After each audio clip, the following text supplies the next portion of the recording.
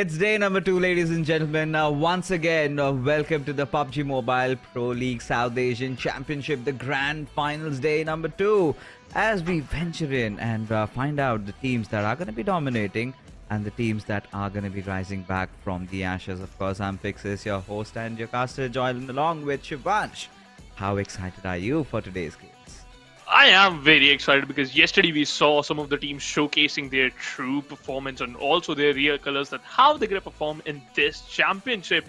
And some teams had a rough start, but I hope everything will be fine for those teams, and also they'll perform good today. I think so far we've kind of had expected results with for Medical Vibes playing absolutely, fantastic. Then we, of course, did have Stalwart redeeming themselves towards those final few games. That one game in Miramar, those 18-0 chicken dinner, was one worth watching. But again, I think for the Nepalis, I think DRS did a pretty good job in the final game, because that was one of those cause of concerns for me personally, watching them fall so hard and heavy. But, my complaints from one region, that would be Pakistan. Shivansh, what do you think they were missing on? To be honest, whenever they are in a fight or whenever they, opt for a All right, fight, I Shivansh, don't I'm know. really sorry. I'm really sorry Yeah. to cut you off, but we'll get back to that conversation. But right now, we need to focus on the roadmap. I mean, for all Cool. you viewers out there, it is the PMPL as a championship. The winner gets to slot towards the PUBG Mobile World Invitational main event. But via in-game voting, you can choose one from South Asia, one from Pakistan to represent your colors at the PMWI. Yeah, what you have to do, like if you want your favorite team to be in the after PUBG Mobile World Invitational All Star stage, the team with the most votes, you just have to vote. Just log into your game and you can vote for your favorite team. The team with the most votes from each region gets to play in the All Star stage. Will start on July 11th and ends on July 13th. So again, it's an amazing opportunity because this time the fans will decide which team will be there in the All Star stage. Yeah, and I think you giving that kind of an autonomy to the fans. We really hope you put your best foot forward, get the best team out there because as long as they win, that makes you happy. But quick look at the overall rankings. Like I said, for Miracle Vibes, they're a cut apart. 87 points already to their name. Stalwart Esports did manage to push through, get that second position at least. Considering how terrible Stalwart Esports' day number ones usually are, but this is a good sign. And for Miracle Vibes, surely need to work. Watch out. For Highvoltage DC, I think they've been playing pretty decent as well. But if you talk about the epitome of consistency, I really think MABETEX was there. But once we venture into the second page, now this is where majority of the Pakistani teams are placed. And Shivansh, this is where I have to come back to you again. What do you think is missing? The way they are approaching to the game, to be honest, in certain situations. Because yesterday we saw 7th Element tend to, drop near Aegon X I8, and they lost 2 fights in a row against them. They are also butchering their own stats and also just trying to shut down the players of Aegon X I8. So there's a different rivalry going between these two teams. Just because of that, they won't be able to perform good yesterday. But we talk about one team which just amazed us. That's going to be for Miracle Vibes. Yeah, I think there's no doubt. I mean, the biggest difference, if you take a look at their South Asia Final Day 1 and South Asia Championship Final Day 1, that's you can see that rise in terms of the points. 6 to 14, almost more than double. Now, that is how much they've really improved, right? And Yeah. I was kind of wondering, where does this team go from around here? Just averaging around 8 limbs per game. They've been so phenomenal, right? And, even yesterday, and something that I think I'm going to expect from them today as well, because yesterday's Sanhok game and the games before that were nothing short of a beauty. Every single time you see them in server, now they have a lot of purpose. They're playing some good objective PUBG Mobile, and that somehow is working out for them. Yeah, exactly. As you just mentioned, right? 8 eliminations, and that's like per game, an average number of 8 eliminations. That's a huge thing. Because 8 points every single time whenever they stepped into a game, they will secure 8 points minimum. And then after that, how many points they're gonna achieve, it depends on which position they end on. But being consistent was the key yesterday, and I was so amazed that every single time they were in the top 5. So the way Maker Vibes is playing is good, and to be honest, I think so. They created a sense. They created one thing for the team, and that is you have to be careful from us, otherwise you might get punished. But along with for Miracle Vibes, and whenever it comes down to the Nepali region, I think there's one name that usually pops up. That's DRS. But yesterday wasn't really the case, right? Yesterday we saw some really nice plays being made by the players from Highvoltage DC, and I think they've made quite a substantial improvement from how they had been playing during the SA final. And if you take a look at how they have played yesterday, so that's heaven and hell difference between how good they were, right? Especially aggressively. I think there was a moment where they were on par with the players of for Miracle Vibes in terms of elimination. Now that is one of the most difficult feats to achieve, even for the best of Nepali teams, because whenever it comes down to the Nepalis, the usual thought process that runs through your mind is they kind of tend to play a lot tactical, right? They kind of have that really nice macro rotations going in their favors. They kind of come online in terms of getting a lot of limbs, but towards the end. But that was not the case with Highvoltage DC. They were right there from the very beginning, managed to get a chicken dinner, and will be hoping to get a lot more today as well as we look into the schedule. So, Shivansh, it's Erangel, Miramar, Erangel, Sanhok, Miramar, and Erangel. So, a lot of Erangels, few Miramars, but I think, yeah, the players will be quite happy. Yeah, we have in total 3 Erangels, 2 Miramar, and only 1 Sanhok. Sanhok is always an amazing map, right? And also, we all know that teams tend to play very slow in a map like Sanhok. It's very chaotic in the final stages of Sanhok game. But if we talk about the Miramar map, in that one particular map, we saw some of the Pakistan region teams tend to shine a lot. For an example, Quantum Rays, they played very well. Eliminate Crew from the Nepali region, by the way. Team TUF, we can also talk about them, and also Team Leo Gangsters. They are also very comfortable. So some of the Pakistani team and some of the Nepali team are very comfortable on a map like Miramar. But what's going to be their approach for today? You can't rely on a map like that, which can turn around a lot, especially the way For Miracle Vibes is playing like this. I think for the teams, like I think this was one of those discussions that I think you and Johnny were also having, and I kind of accede to that. Is for sure for Miracle Vibes, they have a bounty on their head, right? A lot of these teams might have come prepared and would have had a look at their wards, how they're rotating, what they're doing, because for now that's been such a drastic change in their behavior, in their way they're approaching the game, right? Which is kind of quite difficult for the teams to suddenly grasp as to what they're up to, right? Sometimes the best part about For Miracle Vibes and why I think they are a cut apart from the others, including the Mongolians, is they have that ability to instantly switch gears. Suddenly you were seeing them watching play a lot of tactical, kind of just staying back a little bit, backs against the wall, they're completely fine.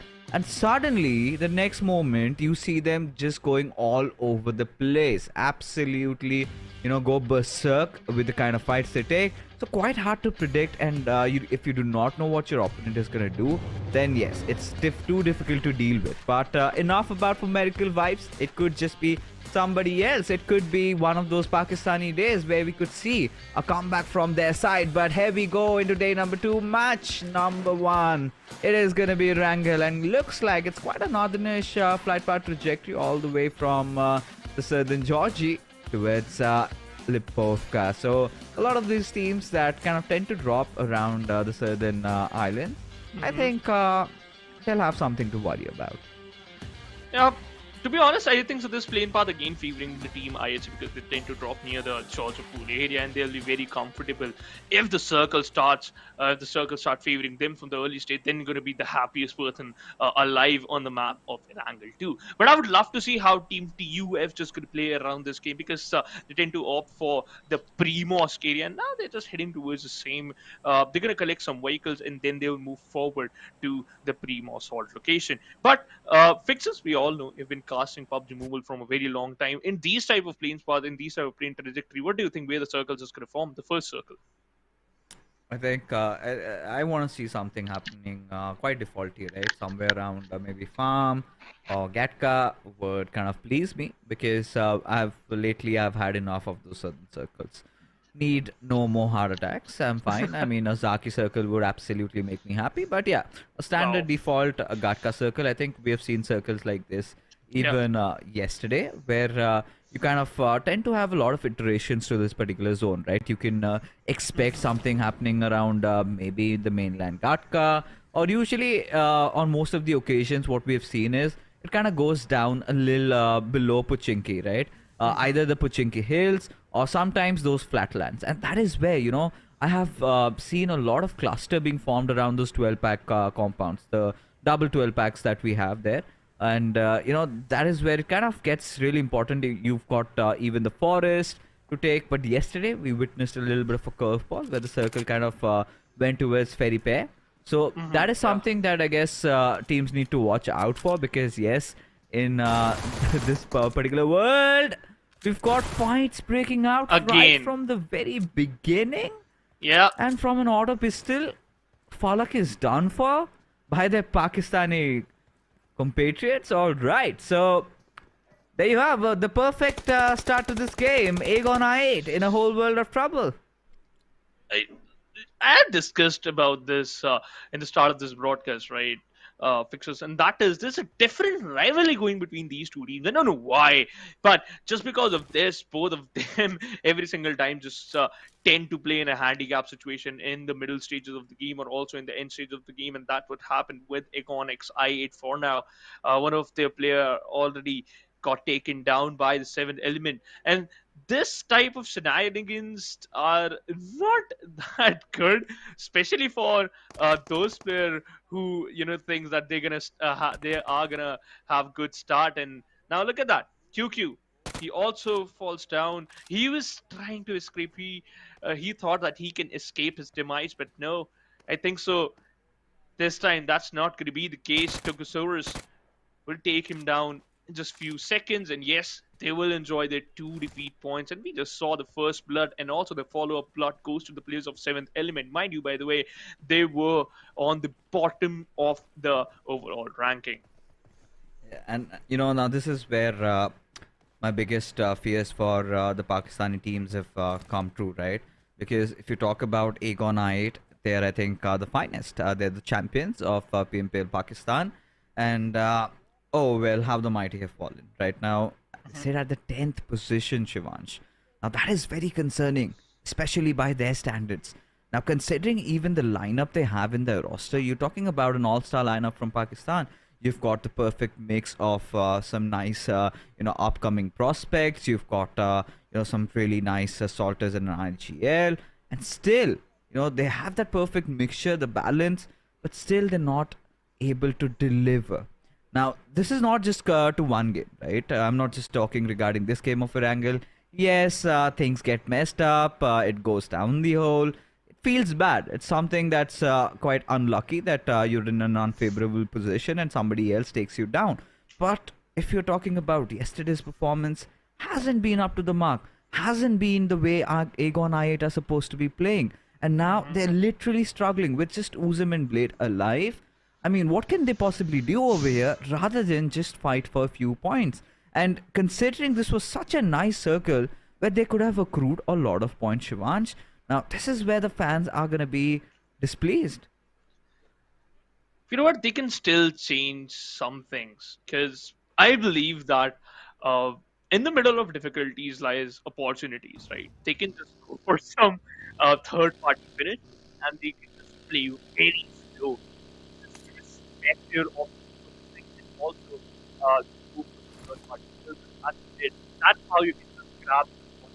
And just they already lost two of their players. They are in a certainly very bad in the matchup of their firepower.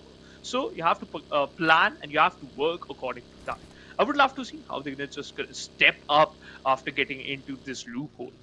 But if we talk about the other Pakistani teams, and one of them, it's going to be Magnus Esports. They are also in a very weird spot, Fixes. They are on the 14th position and they only acquired total 13 points.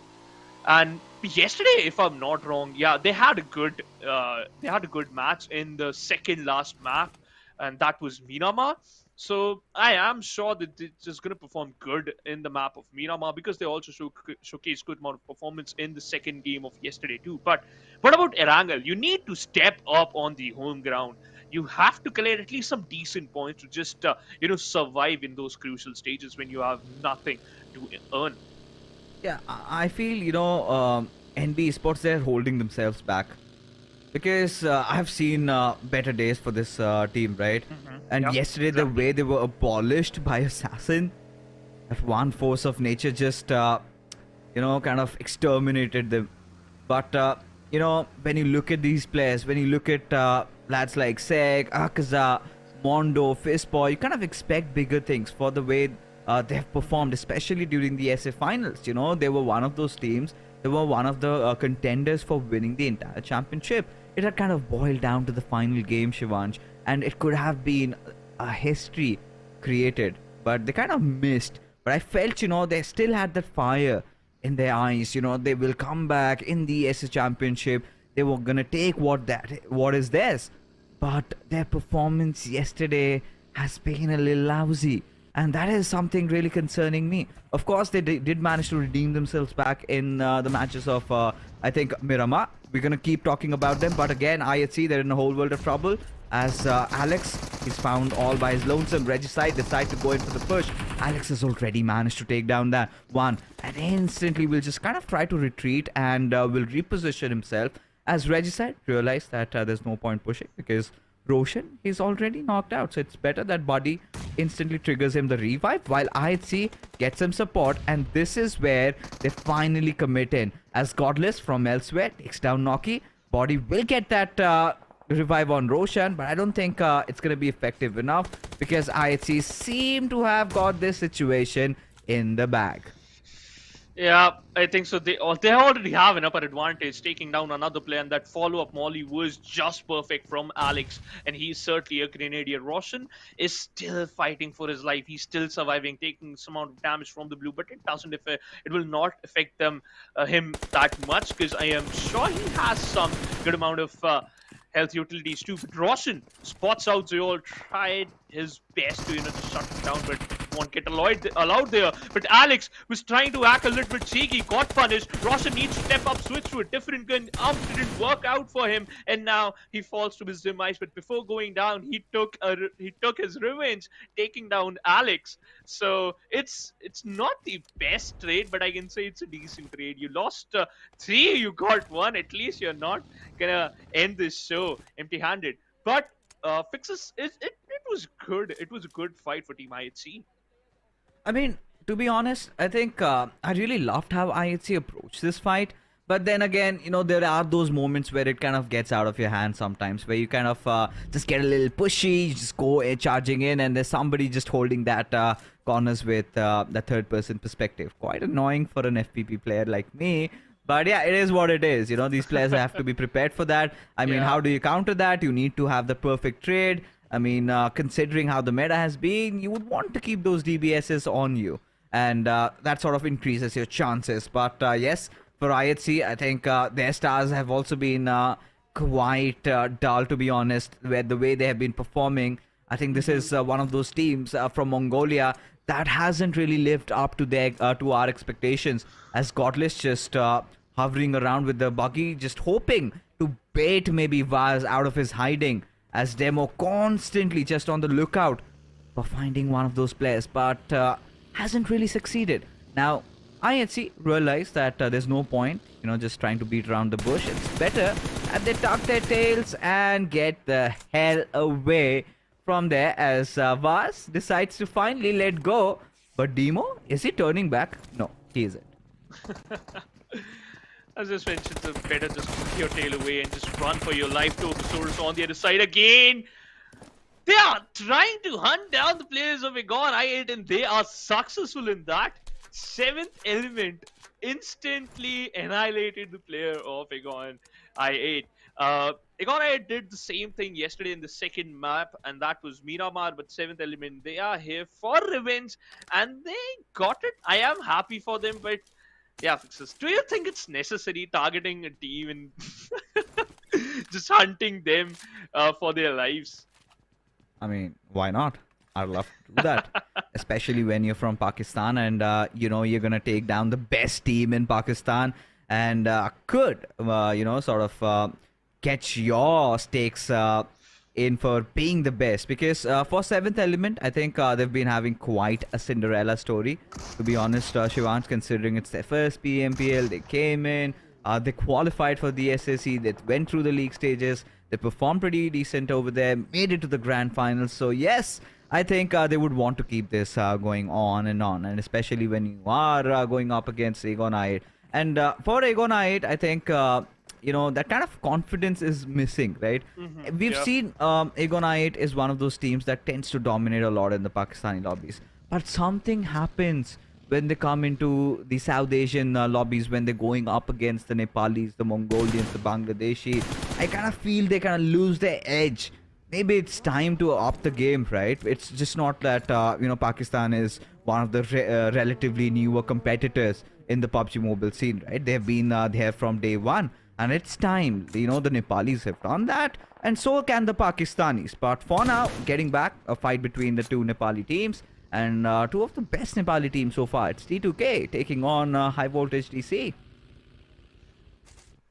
Too important, as you just mentioned, two Goliaths, they fight against each other, but I think so they just maintain some amount of distance, which allow their opponents to just be a little bit safe. And look at the rotation from the side of the players of seventh element. When they heard that one team is approaching towards them, they left the premises and now they're moving towards the second halt location.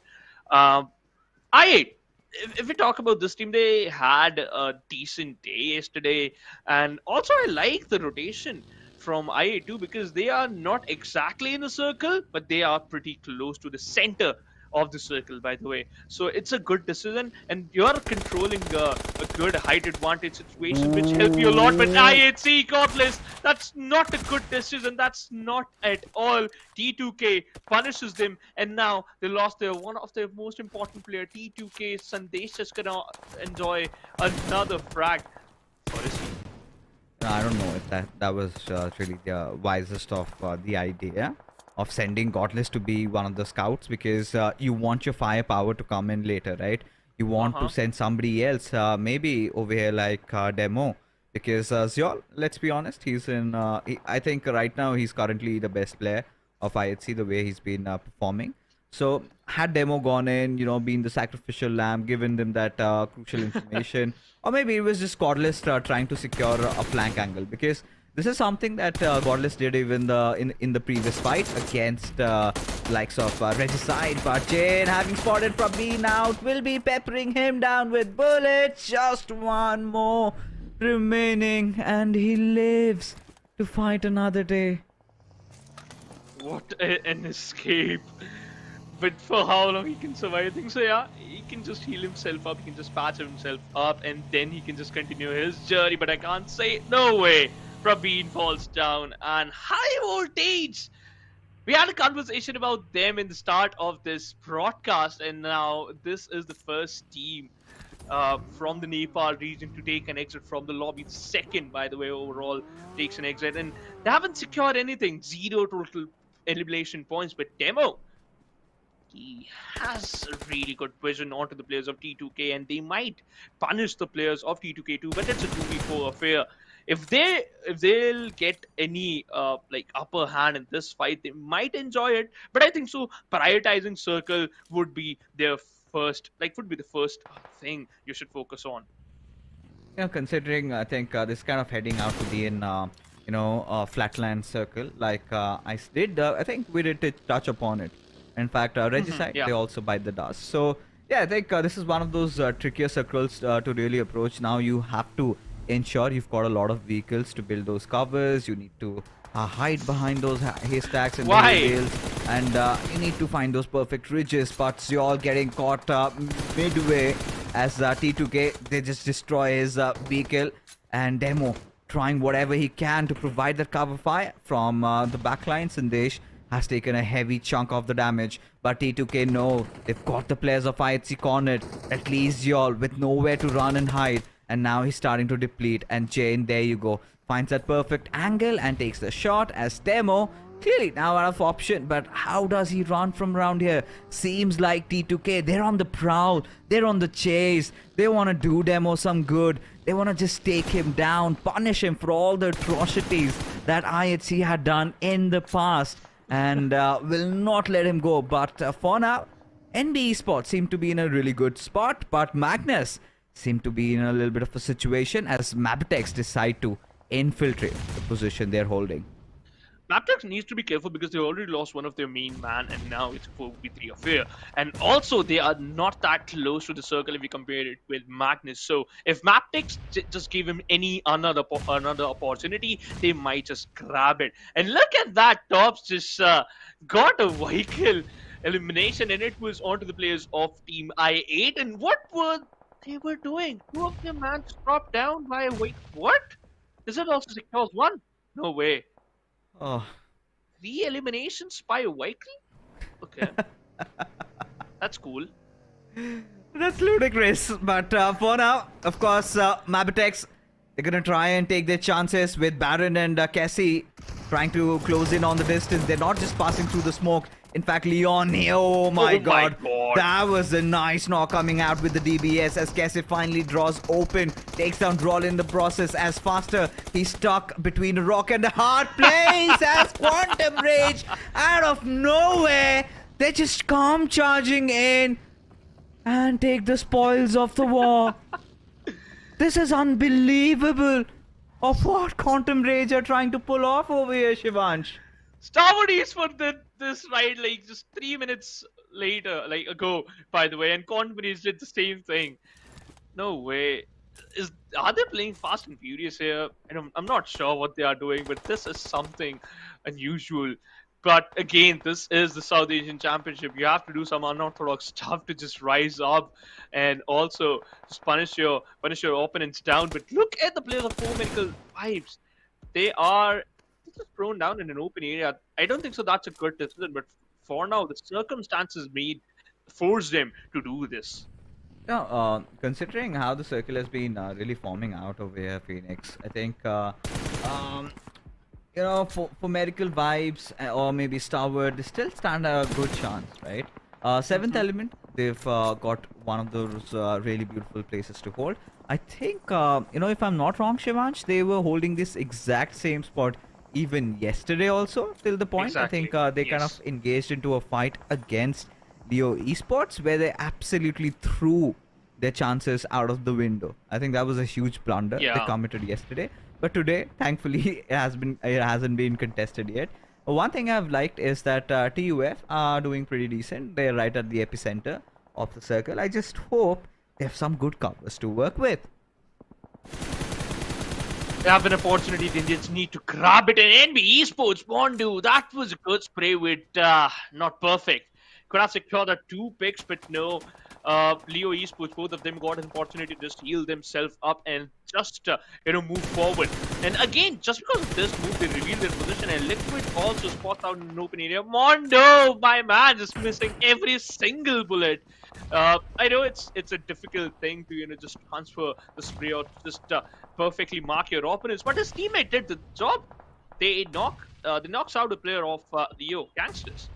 Oh yeah, he certainly did. And you know, for now, this is one of those fights that we were all waiting for. Doc breaks open, gets down action in the process.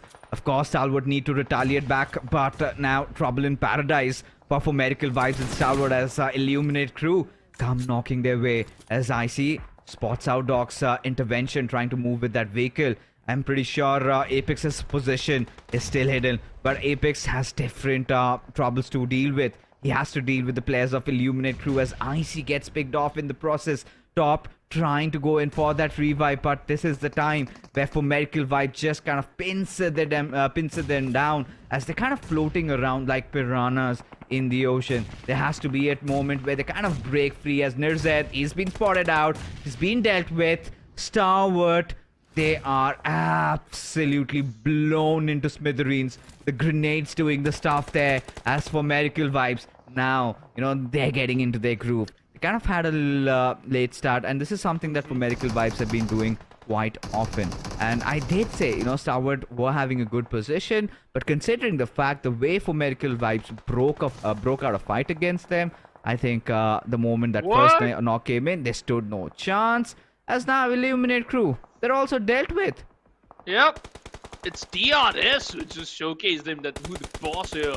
But on the other side, we can see Formical Vibes. They are also struggling against the team of DRS, the team who secured the final second winner yesterday, looking out for another today. And look at that, they have the circle just right in front of them. 2 of the players of DRS also holding the edge of the safe zone, and 2 of them are inside. The Shack rule secures another knock. That's bad news for Formical Vibes because they're losing out those players again and again, and they have to invest in those revives and also in those health utilities, which might help them in the later stages of the game. NB Esports somehow managed to still, just made their way into this final circle. Rules needs to be careful because again, we know that he has a good amount of cover, but he needs to be careful because the way he's taking those fights, he's just being very, very ruthless.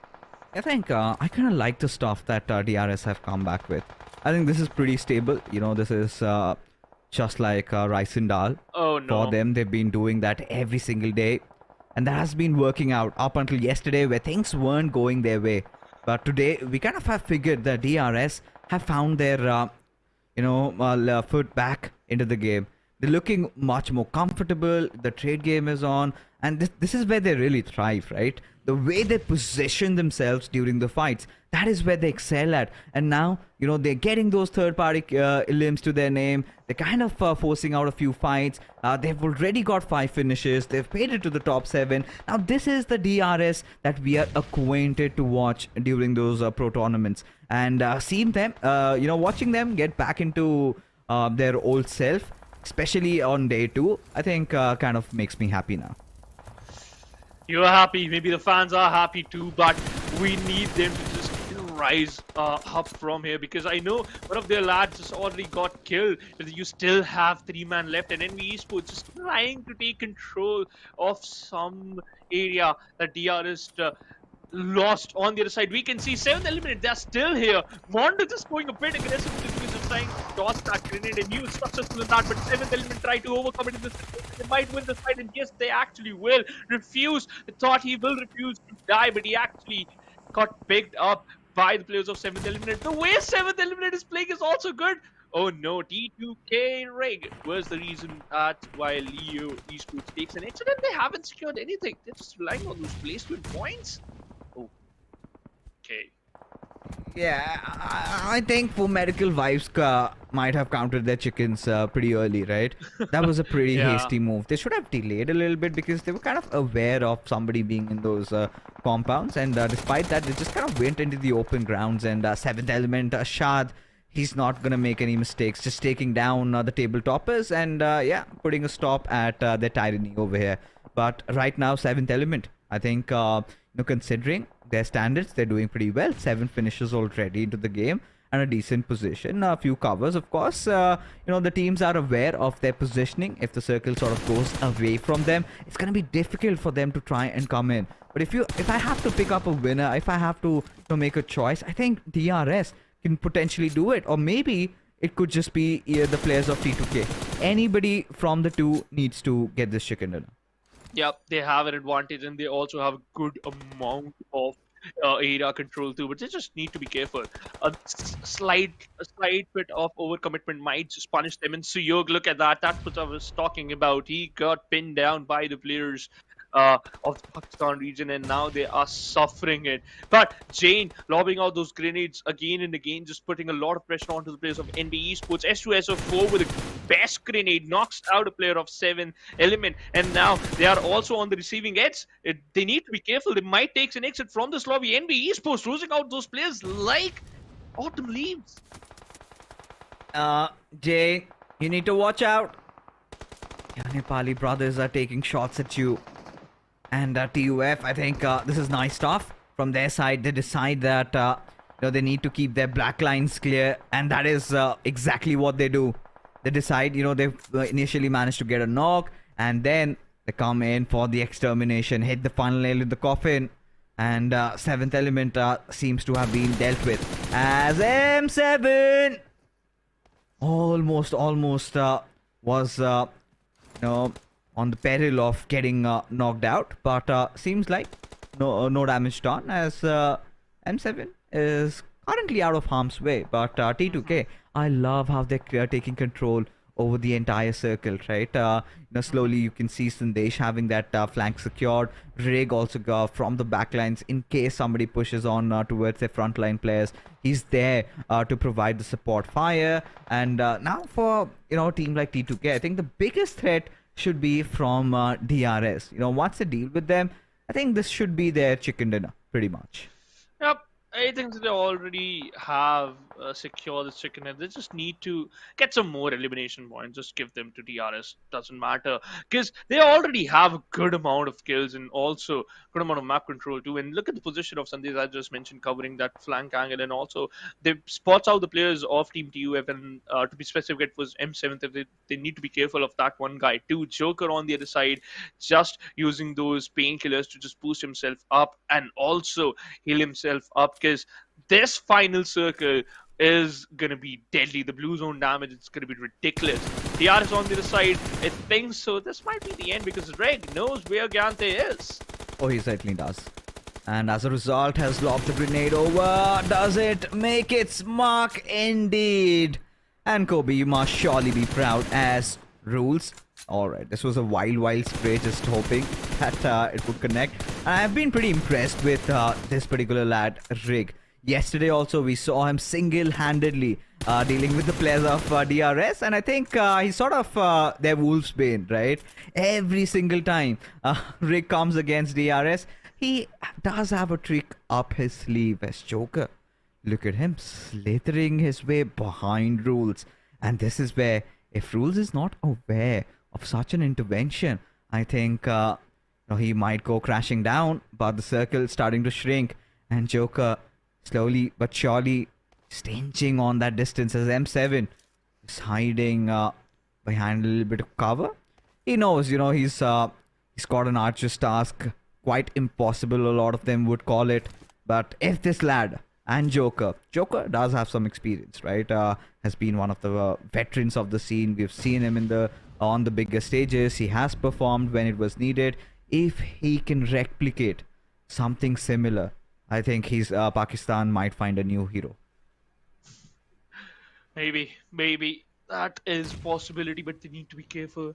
They have to be silent too. Fixes T2K Jane and the whole team. They have total 12 frags, which means 22 points. The possibility to collect total 22 points for now if they get the chicken in, and they can might increase the point too. But Joker, that grenade was almost perfect. He knows where the player is. He just stands up and tried to pepper down a lot of bullets, but he instead soaked a lot of damage, and now he also falls down. This might be the end for TUF. M7 needs to be careful. So are the final player of DRS, and hey, Rules goes down. So as M7 and T2K enjoy the first second dinner of this day. Much deserved. I think the way they've been playing, the way how disciplined they were in their approach, did not really overstep in even a single occasion. Rig has been playing pretty impressive. I think it's all aligning for them as they kind of set themselves at the third spot in the overall ranking. And look at that. This is a chicken dinner with 15 eliminations to their name. Of course, a fantastic one. What a way to start this day off. But right now, folks, what we're going to do is take a short little break because we're going to talk about this game a lot more after that.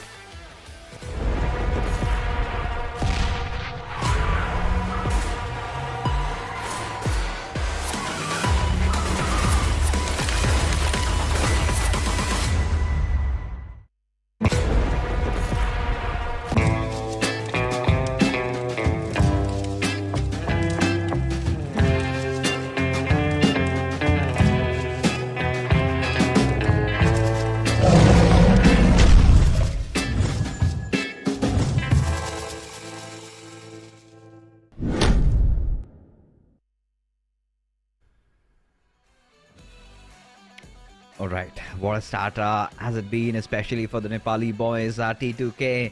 I mean, it was long awaited, right? The fans were starting to wonder where have they vanished. And yesterday for the first day of SSC, I think they were pretty impressive considering how their recent run of form has been. Today, I think they were quite clinical, quite disciplined, and it sort of paid off. What do you think about that, Shivansh? To be honest, yeah, the discipline helped them a lot, Fixes. But I think that's in my personal opinion, strength does not come from physical capacity. It just comes from the indomitable will. And T2K knew it that Whoa. this is gonna be their day, and they will shine bright. That they will take everyone down just because of the early stage rotation and also acquiring a good area and good chunk of the map, and also not overcommitting. Because sometimes we saw that IHC just gave them some few kills, and when IHC were trying to just act smart, T2K were very disciplined in that fight, and that synergistic play was just perfect. And from that very moment, I knew it, they're just gonna secure a chicken dinner. Yeah, I mean, considering how random these circles are, especially when it kind of comes down to flatlands, right? I had pretty much called it. It's either going to be DRS, or else it's going to be T2K, right? Surely was one amongst the two. And the reason why I spoke that was, had the circle made a shift a little bit towards the eastern side, you know, Shivansh, this would have definitely been DRS's game. No doubts on that. Agreed. But considering it kind of favored T2K over there, it bent into their will, and T2K kind of just stamped over it, right? And they kind of established the dominion, and you know, a lot of fights did occur. But Rick, my boy, he is absolutely nailing it. I don't know what he's cooking, but surely 6 eliminations to his name, 1100 points of damage. Yesterday's just solo wiped DRS for fun. This time also did engulf them in getting that final chicken dinner. He's been pretty amazing, don't you think? Yep, 6 knock, 6 elimination, perfect knock to elimination conversion, and 1102 damage.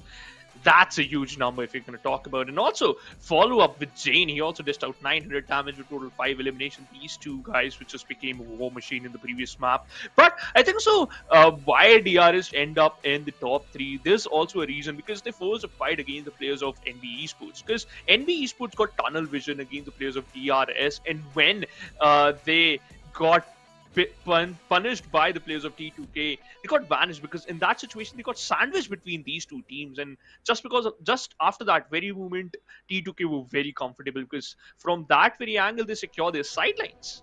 You know, to be honest, I think DRS were clearly out of options. What they did, I mean, I'd have even asked my teammates to do that. You need to keep your backlines clear.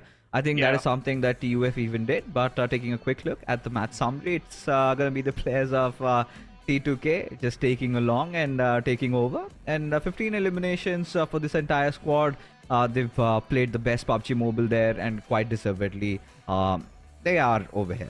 But you know, talking about this particular game, we did witness some early fights.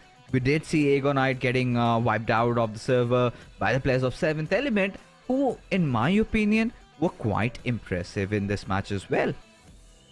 Yep. That is important, because you know, if your previous day wasn't that good, you need to step up on the second, and they actually did. But teams like Gone I8, Highvoltage, Leo, Regicide, especially, and MABETEX, we saw yesterday they had a really good day, but now they just only secure 1 point, and we can say the similar thing for Stalwart Esports. I don't like the rotation style of Stalwart Esports in this map. I mean, Stalwart, what happened to them was just unlucky, right? It was they had to deal with medical vibes, and the moment I think action sort of got knocked out when your tip of the spear is already broken, what would the others do? And I think for a moment I kind of really liked how IHC started off their game, but did not quite fancy what they did towards the end. You gotta feel for MABETEX, I mean, the boys had everything planned. What they did not anticipate was Quantum Rage would just stomp over them for fun and would go on a road rampage, right? But regardless, you know, towards the end, I guess it's kind of a nice fresh breath of fresh air to see some new teams coming up. T2K managing to get the chicken dinner, now are on the 3rd spot, and then you've got TUF making their way into the first page of the table. So that's nice. Also, DRS Gaming, I think they're doing what they have known, and you know, they've just honed their craft, and now they're kind of playing that consistent game for which they're quite famous. But as we venture into the second page now, that is where there are certain teams that well, you can't digest where the position that they're in right now. I think we have to begin with IHC, Shivansh. Maybe it's might be in the 9th position, or maybe around 10th. But I am happy that Team TUF stepped up at the very right moment, because I'm happy that a team from the Pakistan region is showcasing something, and also a presence in the first page of the overall ranking. But Eliminate Crew still not leaving the 9th and the 10th department. Contribute also falls down from the 9th position. IHC maintaining that 13th position, which is quite a surprise, with 7th Eliminator 2 position jump just because of this game. They secured good amount of points from this. And yeah, if you know what, Fixers, if 7th element just going to play like this, because in this game they secure total 8 eliminations, so Right. this might help them a lot to just improve those points and also just move up in the overall ranking. But don't you think that those early fights might backfire?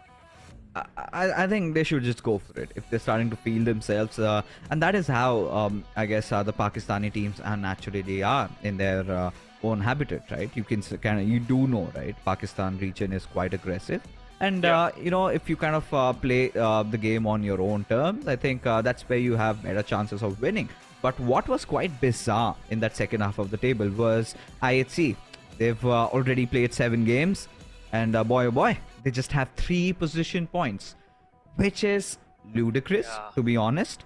I mean, they've been heavily relying on those elims, but I think they need to adopt the Formerical Vibes way, because Formerical Vibes sitting at 93 points, 30 points separating from the second spot. They look nigh unstoppable over here. But as we march into the second game of day number 2, it is going to be Miramar overall match number 8. And Shivansh, I think I'm really thankful to the production that they have not kept that really crappy predictions, which we kind of did not want to do, because eventually we ended up jinxing the teams. Yeah. So, but still, if you just have to, make a prediction, or if you want to be a little choosy of who do you want to win in this game. Can I just select the region? That'll be like more safe. Can I just go for a safe play? No. Fixers? No, that's not gonna. I mean, you don't have to make a prediction. You're not gonna get okay, anything for winning. But of course, you could, bring in your personal bias over here. You could just support some of your teams. Maybe somebody who's struggling, and you just want to see them win back into their good old days. I think so.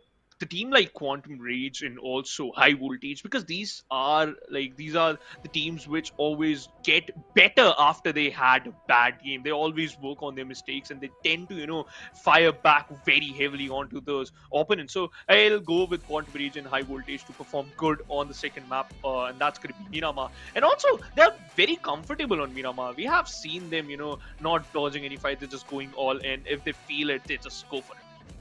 Okay, alright. So Shivansh has gone in for Quantum Rage, a team with a lot of potential, and for Highvoltage DC, a team that has been pretty much playing very well but did not have the best of starts. So I think questions on consistency over here.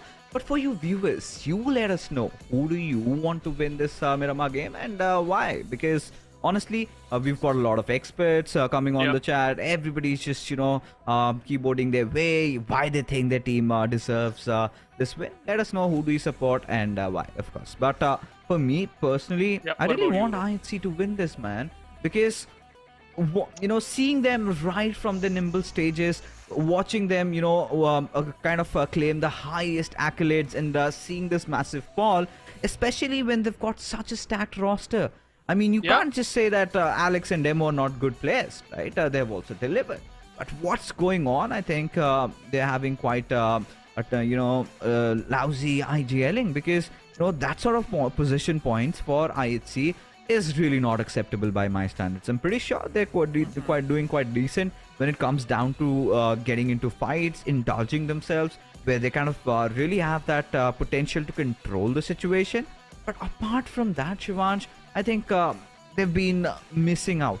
Again, with IHC, I would like to see Aegon I8 getting a chicken, because this is again one of those teams. I mean, aren't they the saviors of Pakistan, PUBG Mobile?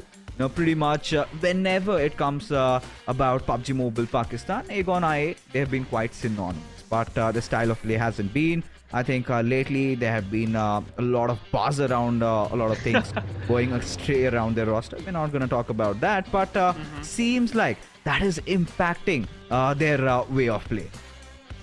Certainly is, and they still need to find their main ground and the core play style, because if you're struggling here, you won't get a good amount of chances in future because this is a 4-day affair and we are in the second day, right?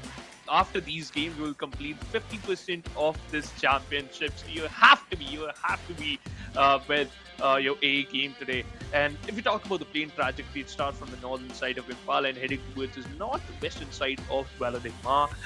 Yesterday we saw a decent type of plane path, almost a similar type of plane path, but it started from the western side. This time it started from the eastern side.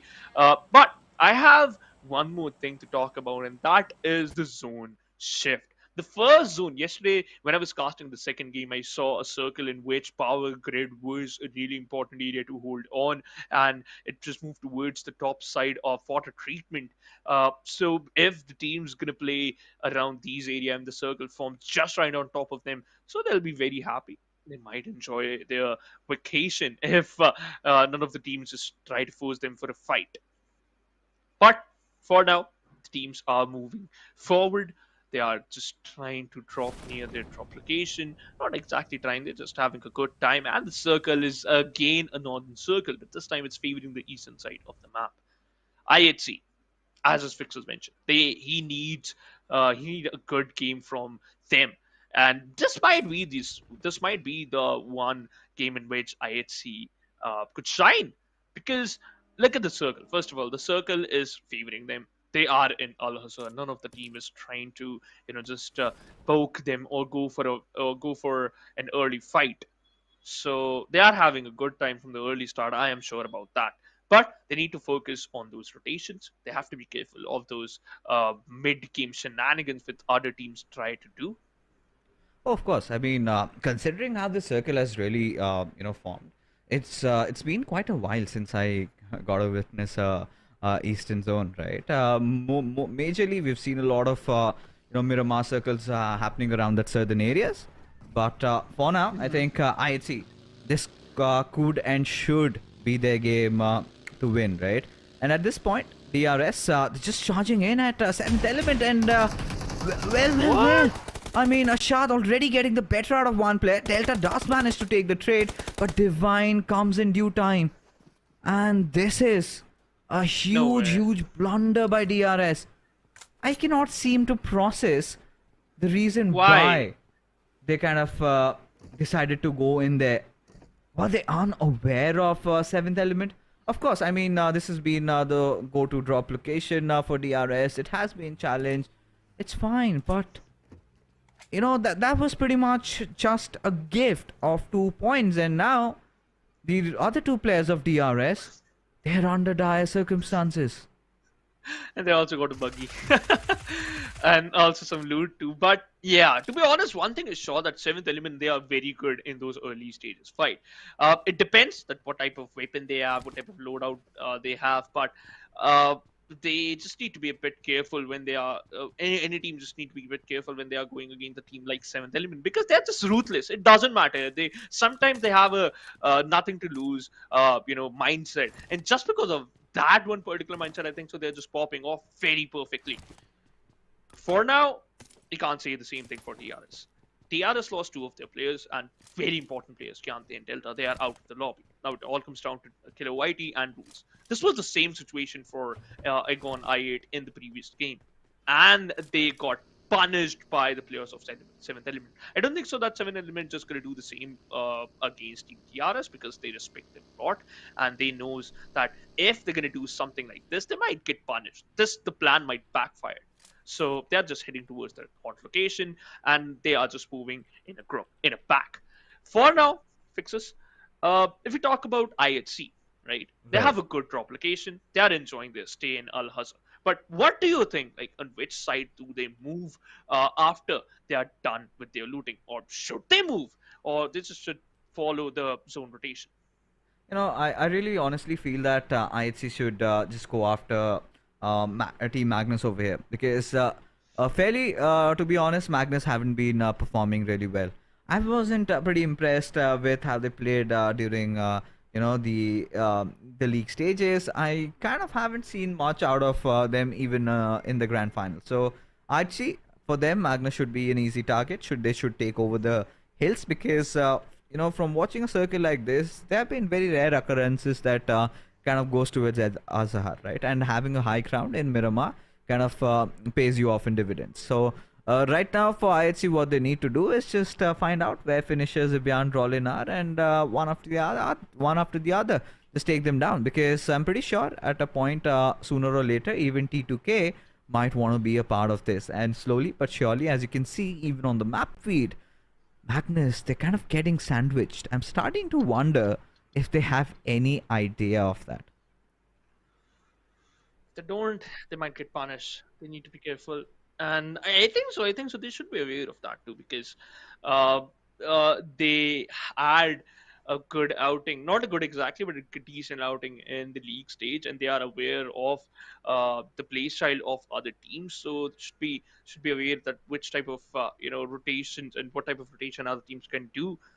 So let's see how this map is going to pan out for them. And I'm still looking out for the team I eliminate, and also team high voltage, because I've already made my choice when you asked me a question that what do you think which team will win this game. For now, Quantum Rage also. Quantum Rage, they are having a good time. They are near the cruise the very area, and they have decent amount of vehicles. And I just saw that they also have good amount of loot. So I think so they are ready for any fight, but they need to be careful of that zone, because we all know these Miramar northern zones are really weird. Oh, I think that has been the case pretty much, because whenever we see that northern zone forming, I think kind of you're hoping water treatment or some other areas Yeah. around that. But I think it's gonna be a different one. I mean, of course, I'd love to see the zone go towards Crew de Valle, but I don't know if that's gonna happen. Now, Quantum Rage again. This has been one of those teams who's kind of got that switch, right?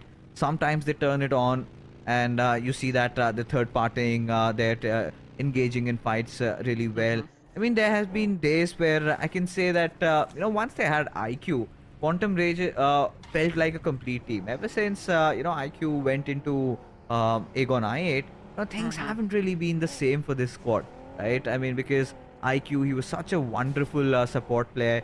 When Aegon I8 were going through a very tumultuous situation where Crypto parted ways with them, and he went to a different region to play. I think he came in, and I can be honest that I think IQ filled Crypto's shoes pretty well. If not if not to Crypto's extent, but I think for a young rookie who's been called out a prodigy, I think he did justice to himself.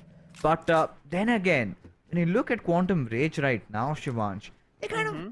I kind of feel that they missed a little bit of panache, that little edge that's needed to be Hmm. one of the best in South Asia.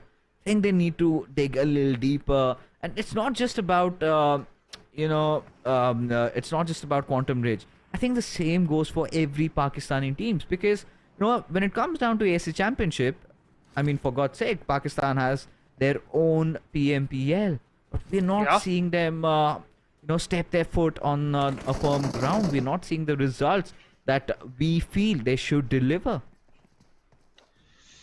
They are missing out. They are missing out the opportunity, and that's not good for them. But I hope some teams will just understand the positioning and also the circumstances and just improve. Expectation from DUF are very huge and also similar with Quantum Rage, but Four Maker Vibes not just gonna allow these opponents to just move away, but they need to be careful because there's still a player around them. He's the Houdini in between the players of Medical Vibes, hiding inside those sands.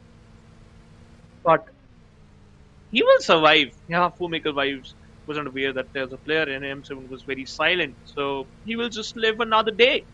That's a good sign for the team TUF, because now they can just move with a pack.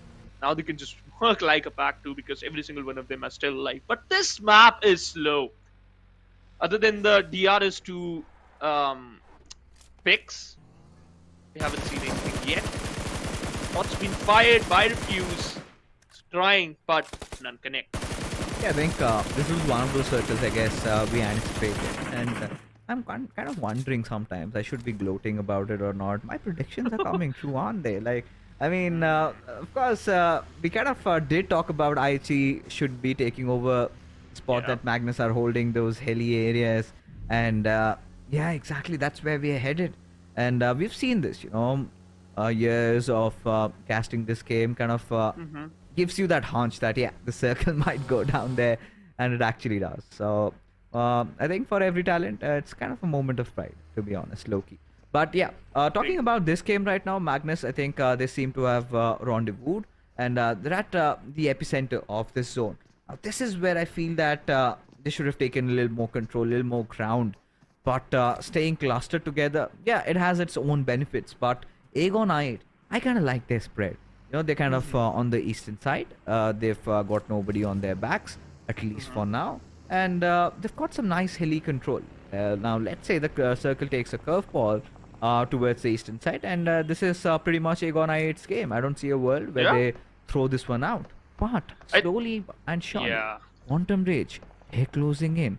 Now, if Aegon I8 aren't watching over their northeastern side, they might be in a little world of trouble, as IHC, having spotted out the players of Leo Esports, seems like IHC might just be having too much on their plates. Look at this rally over here by NB Esports. Wow, they're just trying to rotate in a heroic style, but I didn't think so that the players of IHC will allow that. And yes, Godless is the one who secured that pick. The Esports already lost one of their man, and they are still trying to run away. But look at that, as just mentioned about the positioning of Aegon I8, one more team can try to just pinch them, and that's going to be the team which is still on the top, and that's going to be 4 Medical Vibes. They can just pinch them from the southern side, and Quantum Rage can go for the pinch too from the northern side. So now the team Aegon I8, they have to be careful, and they need a good amount of support when they are taking those fights. But NB Esports, they escaped from the wrath of Team IHC, but they end up against Team DRS. And we all know DRS is the scariest team when they suffer, and whenever they don't have a good amount of lead. And now they are scary. Look at that, they already secured one pick. And what was that action? Lost his life against the players of Leo. He gave it? Oh, that's a free pick, by the way. Yeah, they just came, they took him down, they sweep the floor, and Stalwart, they find themselves in a lot of hurt and pain right now, in their agony. T2K wanting to just add insult to their injury over there. I mean, at this point, again, a quite shabby performance, I must say, from Stalwart's side. Losing out on action, he has to work on his positioning, as this time, Stalwart escaping from one area, landing in their own graves. Seems like could be the case, as Nirzed, he's also been spotted out, and Godless usually does not miss his mark with those grenades, and being tossed over. Nirzed almost survived with a sliver of HP, but just like that, Phoenix, Stalwart are the first team to get eliminated. That's the worst dream. I think so. They are living in a nightmare. In the previous map, they end up in the 10th position with only one finish point, and now they're the first team. Wow, things change so as the rotation of other teams too. Highvoltage, now they got punished by the players of 7th Element, and 7th Element, it seems like they're going for the circle and also closing in the distance against the players of Highvoltage. Dude, I love this team now, Fixers. I like their playstyle. Just ruthless and reckless. I mean, they're the ones causing all the chaos, aren't they? And we love that. We love that for to happen. Somebody to kind of go out of their comfort zone. As now Prabeen, he's under a lot of bullets as they're being rained shard upon him. As T24 OP finds a knock. Oh, Viper, he shows his head, and what on earth was a shard doing over there, lying on the ground under the sun, basking in the heat. But eventually, I think Tokusaurus needs to figure out a way to kind of get that knock on Woofus so that Divine can trigger that revive on a shard. Highvoltage on the other side got pinched and got sandwiched between the players of I8 and also 7th Element. Apologies for that. Eliminated Crew enjoys those 2 frags, and now they're just moving forward. This is a really good fight for them. This certainly was, but now they need to focus on the circle because they are almost 300 meters far away from that. T2K from the other side, trying to pinch and also punish the players of 7th element. They are here to enjoy the party, but Sunday, you don't have a good amount of backup. You should fall back on this side. You can see for a different area, IHC is also taking the fight against the players of PUBG Esports. Every single one of them, they're just fighting outside the safe zone. I don't think so that's a good idea, but if it's working out for you, just go for it. Yeah, if it ain't broken, no need to fix it. But Sandesh, that's a message of death, perhaps, as he connects it. Opens it up again. 7th element as Tokusaurus falls into his demise. To the mercy of the players of T2K. Right now, Ashad, he's stuck in a really bad spot with the players of Illuminate crew. Barely surviving with a tinker of HP. Eventually, Viper just puts him out of his misery over there. I mean, Ashad, we've seen him get caught in those really rough spots. As now, DUF decide to knock in on I8's doors, where Illuminate crew Nova. He's got that little smoke guarding him, protecting him, but that one grenade from Thor did some massive amount of damage. Surely does have Woofus to kind of provide the support, but look at H2SO4 over there. He's trying to build that flank, and if he can succeed in his endeavors, Illuminate crew, they might be in a whole world of trouble. Yeah. If Illuminate crew try to charge onto the players of TUF, M7 can also provide a good amount of cover because he has that high ground advantage. Although he is a bit far away from Thor and also from away the back, but he can still put up a good fight. Viper, Nova, Woofies, every single one of them are sticking together. And I think so Woofy just try to pull out, at least go for an individual fight, force the players for an individual fight. Sky! That was the beautiful run over. A beautiful way to start the fight, and also distraction in which TUF just fell down, and now they are facing the brunt. Lost 2 players and they stuck in a handicap situation, Fixes. Oh, surely they are, but I loved what Illuminate crew did over there. I mean, they were like, just chuck it. You know, we're just going in, driving over the players, running them down. You know, these were the moments that I was pretty much missing. It was a rather slow start, but isn't slow anymore, is it? As now T2K, Illuminate crew, T2K, of course, in a better position, have that high ground advantage where Illuminate crew can capitalize the moment T2K decide to go into the push. But seems like Opus has already been dealt with. Sky, he's one of the final players surviving, as T2K seem to be wiping the floor against Illuminate crew.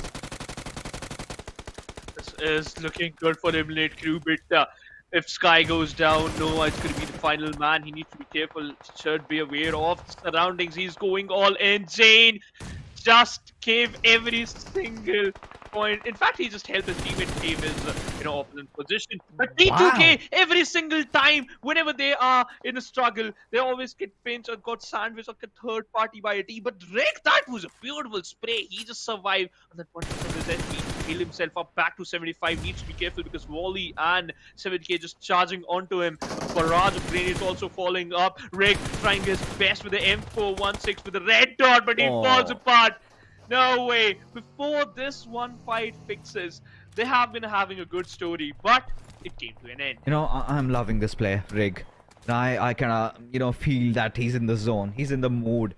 But surely MABETEX had other thoughts in their mind, dealt with him. But right now, as the circle is dictating, I think we kind of see a lot of cluster around the southern side. We've got for medical vibes just beside DUF, MABETEX, T2K, of course, they've been done with. So Agonite, they're holding on to a decent compound. DRS, in the meanwhile, considering they just survived by 2 players, they're doing pretty decent. Have a good spot inside the circle and also do have a compound to defend. But for now, Magnus, I think they're going after multiple squads over here. Switches to Skarel, and Liquid gets the final blow delivered right on his face as DRS Esports, they're eliminated out of this game. Yeah. They are not in a good position at all, but Finisher needs to be careful because he needs to patch himself up as soon as possible. Otherwise, he might get taken down by the players of IFC, and that certainly happened. Demo spots him out and instantly finishes him off, rips his head apart, and he is just gonna regroup with his teammate now. IHC with total 6 elimination. Fixes wanted them to rise, and they are just showcasing that. And I am sure Fixes, they are just going to create a lot of havoc in this map because this is just a start for IHC. Whoa. Look at that. East for Medical Vibes. A really important game. And so far, they've been kind of a little bit silent. Just 5 finishes to their name, which is quite acceptable. I mean, the way they have been playing lately. And the best part about for Medical Vibes these days is they're keeping majority of their players alive. Seems like East has nothing to worry about anymore as Refuse. He also deals with the players of 7th Element. So for Medical Vibes, pretty much clearing the sidelines, ensuring that there's nobody on their backlines as Apex. I mean, he's out on a mission. He's on a warpath. He's surrounded by NB Esports. He's got Aegon I8 right in front of him. I think a lot of information being collected for Medical Vibes. I'm pretty curious to see how they act on it. Yeah.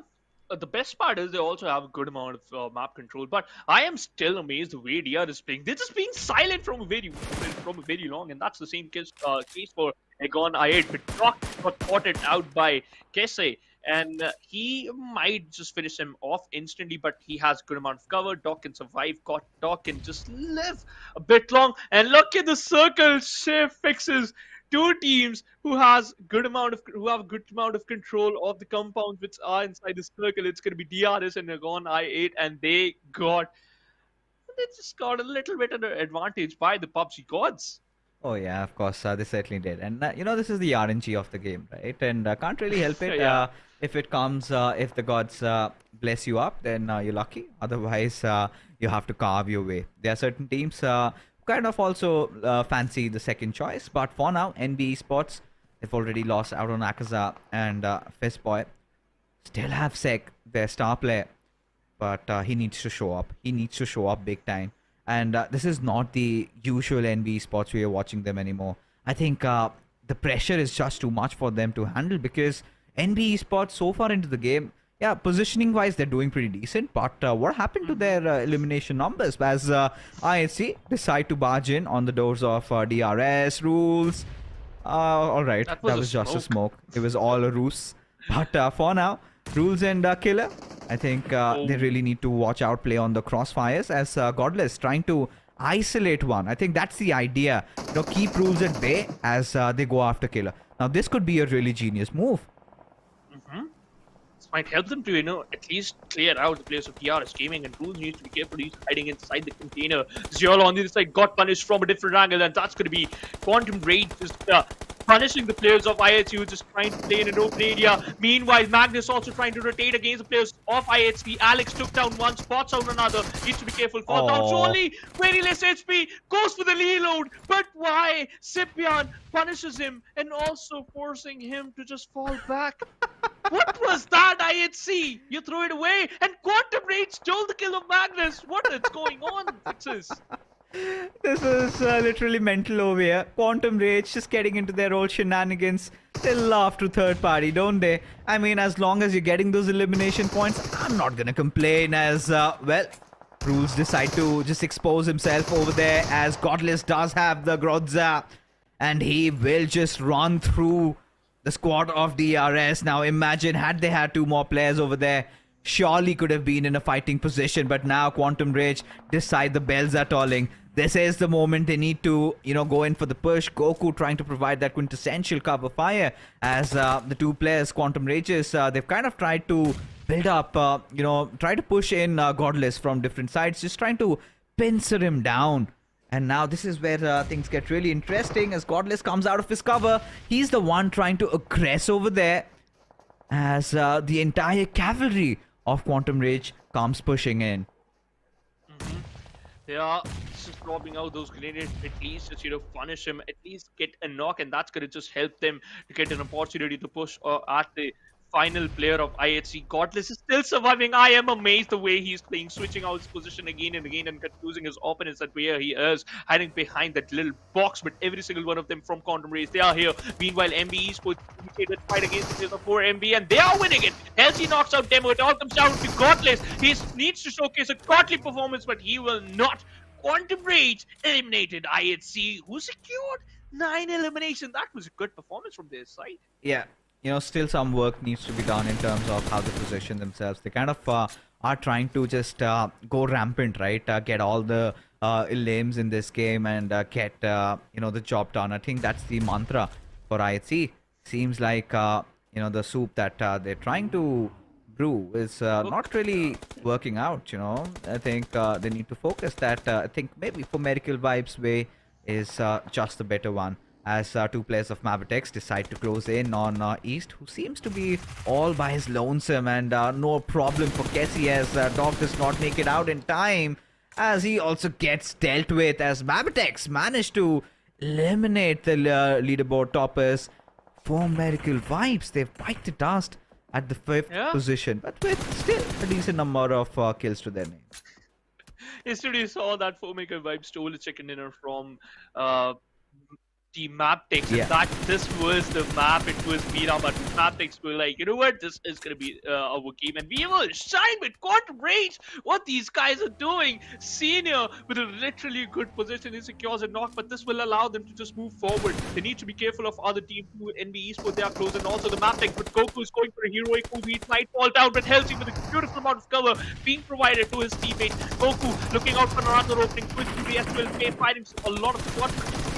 Damage, he needs to be careful, and he was involved. He secures a pick, and now it all comes down to the final player of Quantum Rage. Halsey falls down. It's going to be Senior, who is very far away from his team. This is some sublime stuff by Quantum Rage, but few mistakes being made. Tantanatan needs to go in for the push against Leone, but that does not work out as he gets dealt with, and MABETEX, by the skin of their teeth, they somehow survive with Senior, the last solo survivor, coming into their aid, as Leone still needs to seal the deal. Needs to deal with the final player, but seems like Sek has spotted him out in the open with nowhere to run and hide. Sek gets a job done as Quantum Rage, they survive, as Aegon I8, they were sitting silent, waiting and in deep slumber. Seems like they have awoken, as they have the man advantage. They have a good control over the circle. All they need to do is deal with the players of NB Esports and maybe the final player of Quantum Rage. I think still Quantum Rage would want to get their players back up. I think they've done a decent job at that, as Blade, it's quite surprising rather that he kind of is missing his praise these days. I mean, he's one of the most accomplished aimers in the region, and this, by Blade standards, I think it's the pressure that's starting to creep in. Yeah, exactly. The pressure just not okay.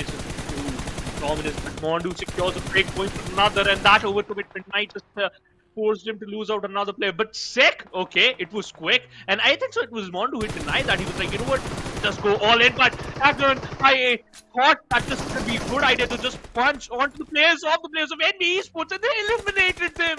It's gonna be the final player from Quantum Rage, who just right behind him. We didn't spot him out, but actually his teammate was there, gave them a good amount of support, and Aegon I8 secures the chicken dinner fixes. What a turnaround! Yeah, this was really expected. The moment they had taken over those eastern compounds pretty quickly after the second shift to the circle, this was a very desperate move. I think they had been silent throughout the game. They finally just woke up in the end phases, and those 3 eliminations, but still much needed one for Aegon I8 nonetheless, their path on making it to the first page of the table kind of is getting a little close with those 13 points secured and 420 points of damage to their name. That being said, folks, we're going to be heading for a short little break, because coming right after, we're going to talk a lot about this match.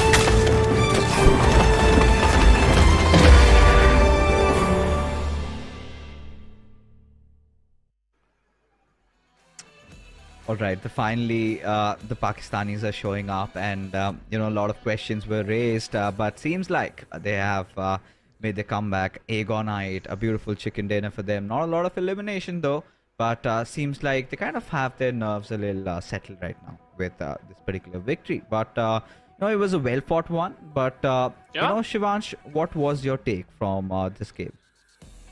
To be honest, they had a really slow start. They were just focusing on controlling of the circle, staying on the edge, and just staying away from the fight. Which was completely, I agree to that fact. Because again, as you just mentioned, it was a northern circle. It can just go anywhere where it wanted, right? And also favoring that Al-Azhar forced them to just stay away from IHC because we all know that's their home ground and they are really scary throughout this game. So they're just keeping away from the fight and they were focusing on the edge at the end of the game. And also, they had a really bad game in Erangel. So, to be honest, I think that failure is the condiment that gives success its flavor. And yeah, I thought that, you know what, this is our game to shine. All right, all right. The condiments are being mixed, and seems like they're finding the recipe to success. Agonite. I mean, I'm quite impressed, with how the kind of, to be honest, they were quite tactical, pretty passive with their approach. But if you talk about the rockers that had been created, of course, godless. And look at the damage numbers. Those three eliminations really do not speak. Because, hey, honestly, godless is majority of the kills were pretty much stolen by everyone in the server. It was a silent start. IHC, again, back in their old ways, they've been trying to do the same thing over and over again, try to engage in as much fights as possible, but sometimes it's just too much for them to bear because they kind of get bombarded from multiple directions, players isolated and picked off one after the other.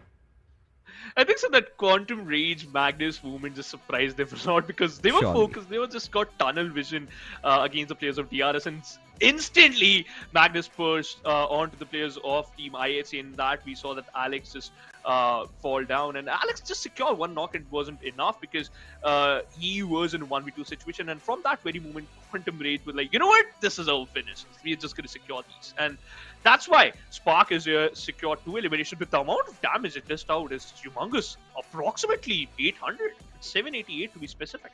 Yeah, I think, ever since we had IQ leaving Quantum Rage, it sort of, it all sort of fell down to Tantanatan, Spark, Shoulders, and I think they're doing a pretty decent job. What Quantum Rage are really capitalizing on is on, trying to steal as many kills as possible, try to create that ruckus, and they kind of thrive amidst the chaos. And I think this sort of a recipe is, I guess, working out for them, to be honest. But right now, taking a look at the match summary, folks, we've got Alex with the highest eliminations. That's 4. Because I think you cannot just point out there was a single team that dominated. It was not Igonite getting a chicken dinner with 15, 16 eliminations. It was, desperate cry, and I think it worked out because they held on to their dear life. They had that perfect compound. There was some sublime IGLing by Uzum, to be honest. But Quantum Rage, the way they played in this one, I think those 7 eliminations, those 13 points, they have actually managed to secure the first spot despite them coming second. Just giving priority to those eliminations that by Quantum Rage here on the first position. Agonite, by the way, they also secured total 13 points. Just because of this, I think so they just they might just find themselves on the first page of the overall ranking. I'm talking about the Agonite and Quantum Rage 2. And actually, they just had a good game. I am happy because success, like the way they were prepared and the amount of preparation they had done for this match showcased it pretty well. But you have another Miramar map, so you have to be careful for that too. But Stalwart Esports, another bad game. Similar for Highvoltage, similar for Regicide. What these teams are doing. I mean, especially for Stalwart, I was kind of surprised how easily they got picked off. And, it seems like today is the first day because ideally, if you look at the past, and you kind of know that Stalwart did really have a very rough start.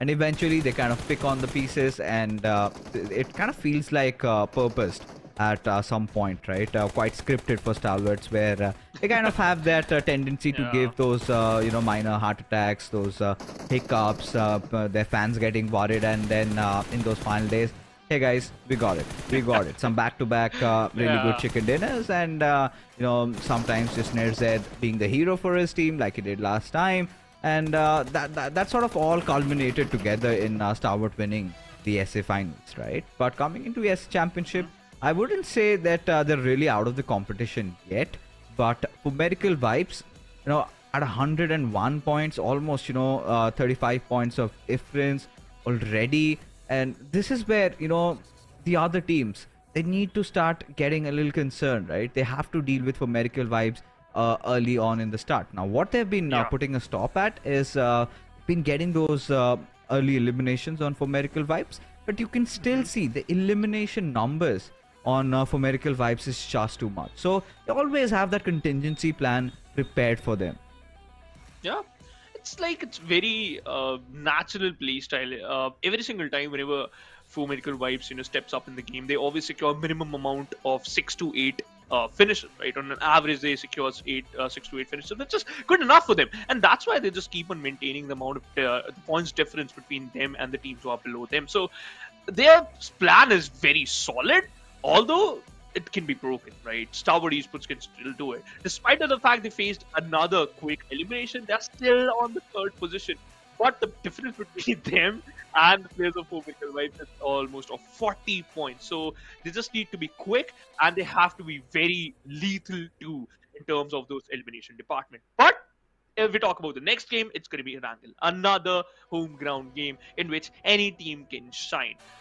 However, I would love to see how 7 Element and I8 playstyle is going to change, because this time 7 Element allowed them to move forward and they secured a chicken dinner. If they're going to allow them again, maybe I8 can secure another. Yeah, I think so far from the Pakistani teams, what we've figured, so to be honest, is Seventh Element and Quantum Rage. They're showcasing similar styles of play, where just kind of Yeah. going in, causing mayhem throughout the lobby, and putting sweat down the players, right? DRS did not see Seventh Element coming from miles apart, and this could have been a good DRS game, right? And just before that, they were looking quite consistent. They had some decent positioning in Erangel, and suddenly it just kind of went all away from them. Just survived by two players right from the very start, and we would like to see somebody just throwing a spanner to the works of the other teams, and teams like Seventh Element and Quantum Rage being that, and especially Quantum Rage not only just getting a lot of stolen kills, also making sure they hit when the iron is hot and get that second Yeah. position over there. Sort of goes on to speak that Pakistani teams in Miramar did perform quite decently. I think the complaints that we had, they're working on it one step at a time. Now, this is where I think they should set their positive and reachable targets, where they could be wanting to be somewhere around the 5th or 6th spot. So one more chicken dinner, maybe for Aegon I8 or somebody else, maybe Quantum Rage or anybody else from Pakistan. I think they could be also in a good contention, as all these players are riled up. Before you head out, Shivansh, one last prediction. Who do you think is going to win this one? I think so. It's going to be Highvoltage, because it's enough for them. 2 games, and every single one of them, in both games, they end up in the first or the second position. But I think so. Highvoltage might get a chicken dinner in this game. Oh, for sure. And at this point, I guess, well, let's be honest, that it's Erangel, the second Erangel of the day, and for now, for Shivansh, he's going to be sitting out on this one, as our lovely Shadow, she comes in. And Shadow, you've been watching the matches from the shadows, and so far, what has your take been on them?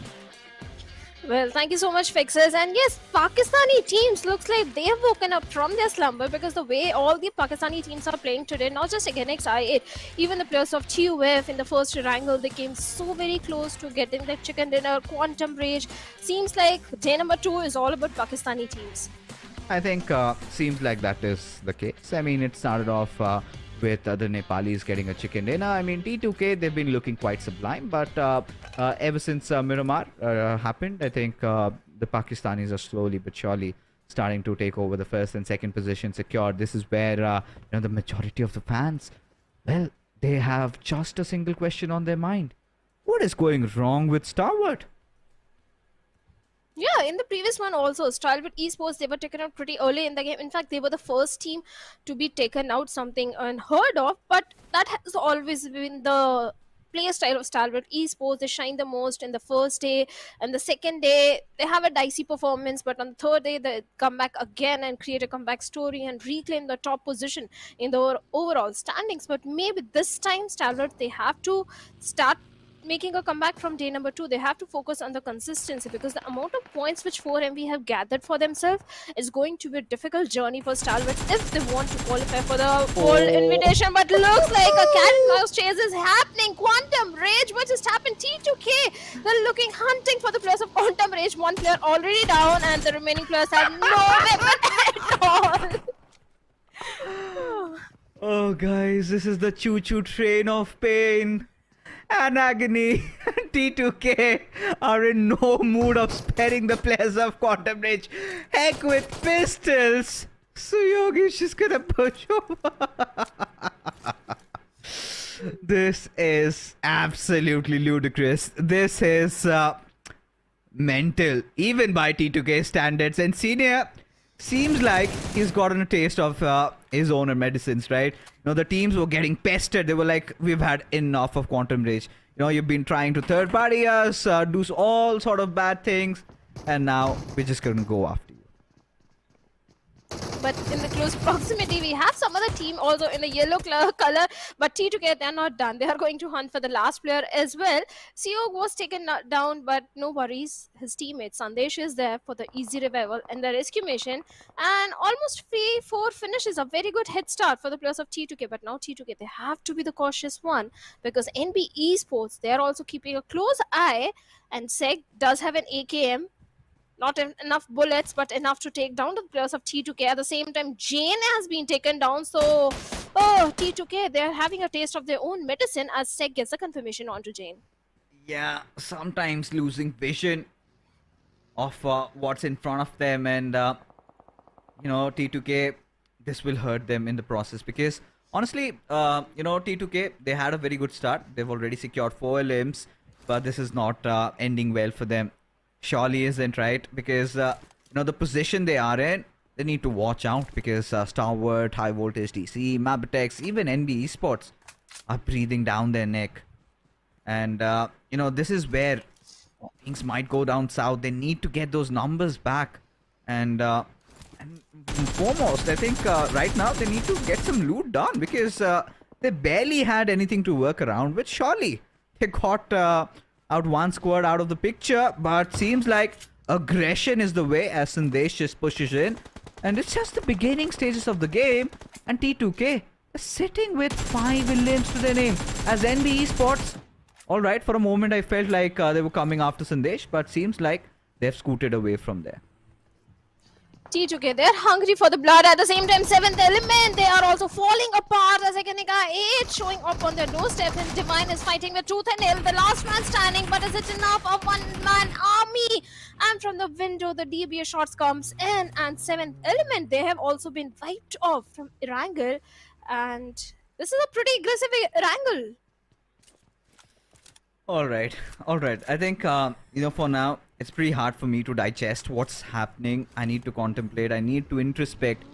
Why are these teams playing so aggressive? I'm pretty sure our viewers are going to be enjoying every single moment of that. And, you know, the two teams that were causing so much trouble for all the others in the server, I think they have been terminated.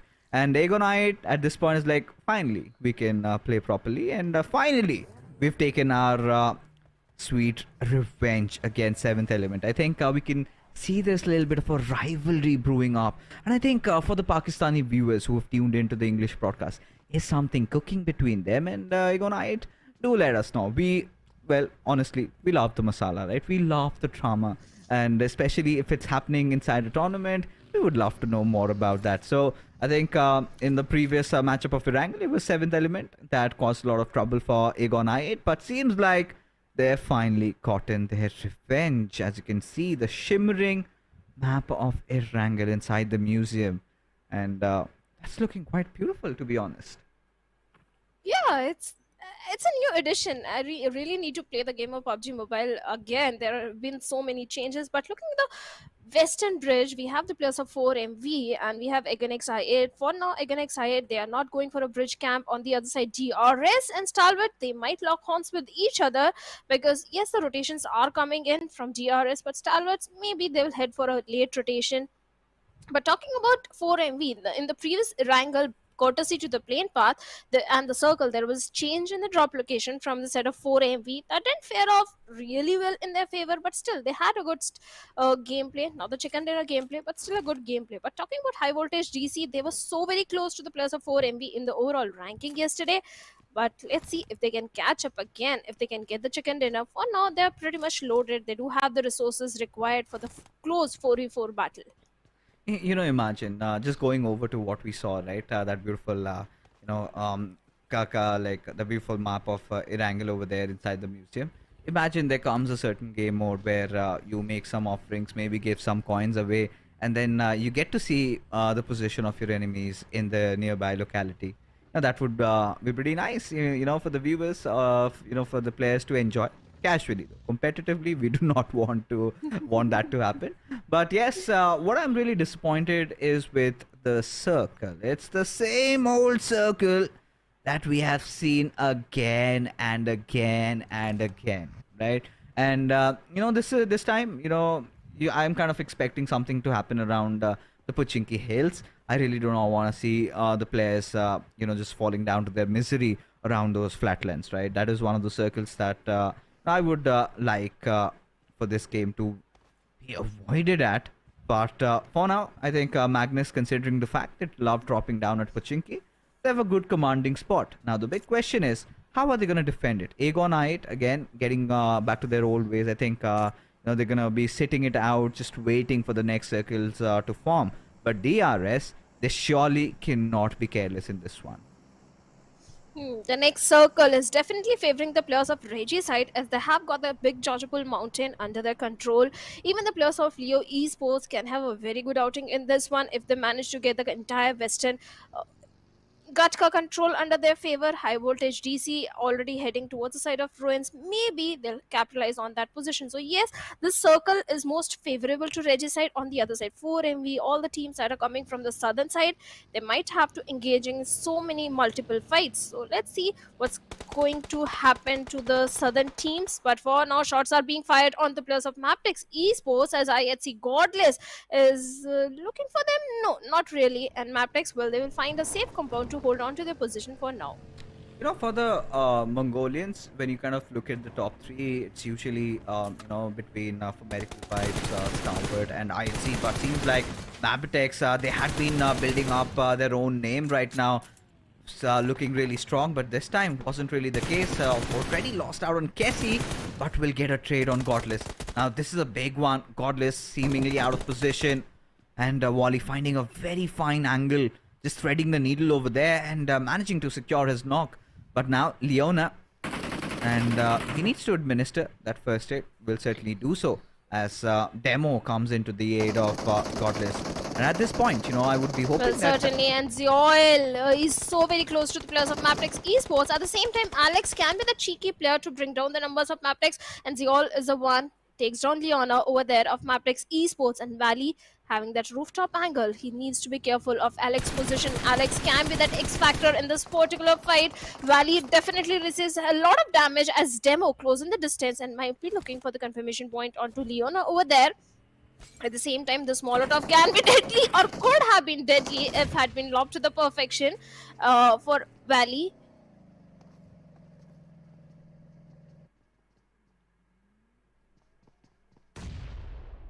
Oh, of course, the fight has resumed over here.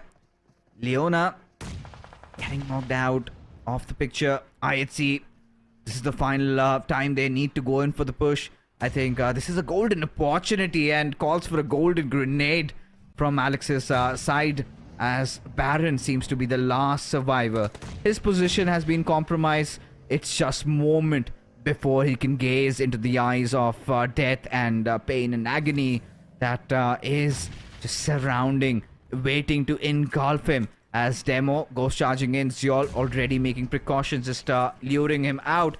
As Baron, he'll be getting onto the first floor around the stairs. I think Alex exactly knows where he is, as he's constantly getting bombarded. As look at that, Stalwart, they're also in the neighborhood, Shadow.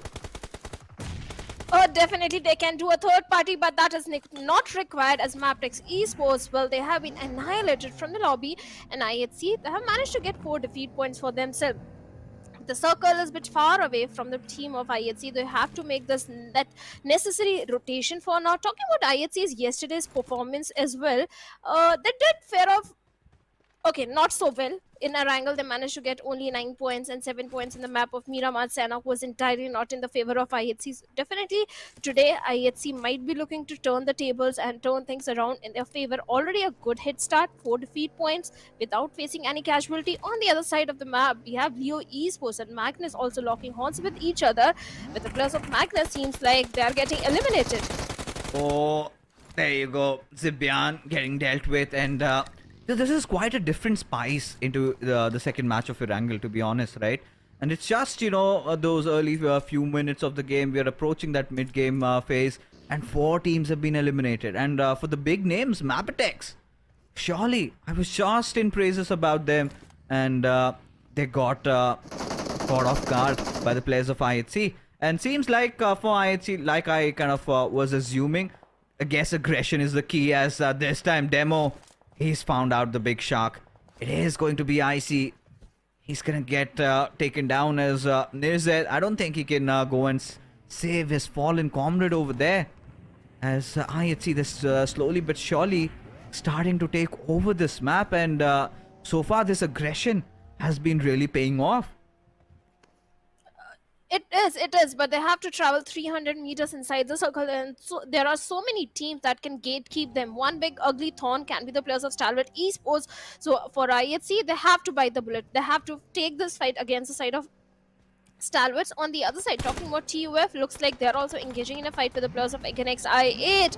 Oh, let's see what's gonna happen. It is a third circle, and there are 46 players. Not enough real estate is there to provide a good spot for every individual in the lobby, as the ruins area is under the control of Highvoltage DC. Stalwarts, they do have a good compound, but IHC might be looking to breach into the compound, as Demo along with his teammates is scouting the area and trying to find a safe spot somewhere on the eastern periphery. For now, Stalwarts, their entire focus is on the players of IHC, as action with the grenade might be looking for some opening, but IHC, they're repositioning, constantly repositioning, trying to lure the players of Stalwarts out in the open, but that is not gonna happen. Stalwarts, they are playing very cautiously this time. Yeah, this time it looks like to be one of those Gatka silver circles, right? Leo, Illuminate, True, they've got some good position secured for themselves, but Highvoltage DC, in fact, all 4 players spot out. Face Boy. It's gonna be Jiggle who eventually takes him down. I think he's gonna confirm that kill over there. As T2K in a really good position. This could be maybe the second chicken dinner that they get for themselves in Erangel. As Aegon I8, I think they have been quite vigilant, quite cautious. They have been steering off fights, barring the 7th element revenge that they had to take. Apart from, did not have themselves in the mix of the other battles. But for now, Highvoltage DC, I guess they were kind of unaware of Regicide's presence, and one of them has been knocked out, but I don't think the follow-up from Regicide will be there, because they understand the gravity of the situation. Shadow, I think they will have to get inside the circle. Oh, they have to. It is stage 4 circle. The blue zone damage is going to be pretty high, but still they're bombarding the players of Highvoltage DC, and Malik already with the vehicle is moving away, trying to move inside the circle so that he can be the anchor that can lure his teammates inside the circle. But Regicide, Vaz with a grenade, is still looking for more, but the perfect projectile, the perfect connection is not there. Look at the amount of utility that has been invested over there. On the other side, IHC, well, Alex has been knocked down as they breached into the compound of T2K, where T2K, they still have 2 players. Sandesh, after patching himself up, might be hunting for Godless. There is no chance that Godless can revive Alex, who is begging for revival, begging for help. Yes, the smoke wall is there. At the same time, the third party scenario can also be created because Stalwarts are also in the close proximity. But the fight is still continuing between Highvoltage DC and Regicide. Yeah, I mean, seems like Alex seems to have gotten away with murder. He's gonna get Res back up in broad daylight, and I think that was smart from T2K just to back down, because had they been tunnel visioned over there, I'm pretty sure somebody else would have come after them, as Regicide just wiped the floor with Highvoltage DC, with Malik, I guess, being one of the final players surviving, or maybe one more. But so far the case is as such that Highvoltage DC are in a really tough spot. At this point, Stalwart Esports seem to be just poking the players of Regicide, considering the fact that the damage from the blue is going to start hurting a little bit. Still have a few first aids to work around with, and will not have a lot of problems in trying to escape, as Assassin, the final player alive for Highvoltage DC.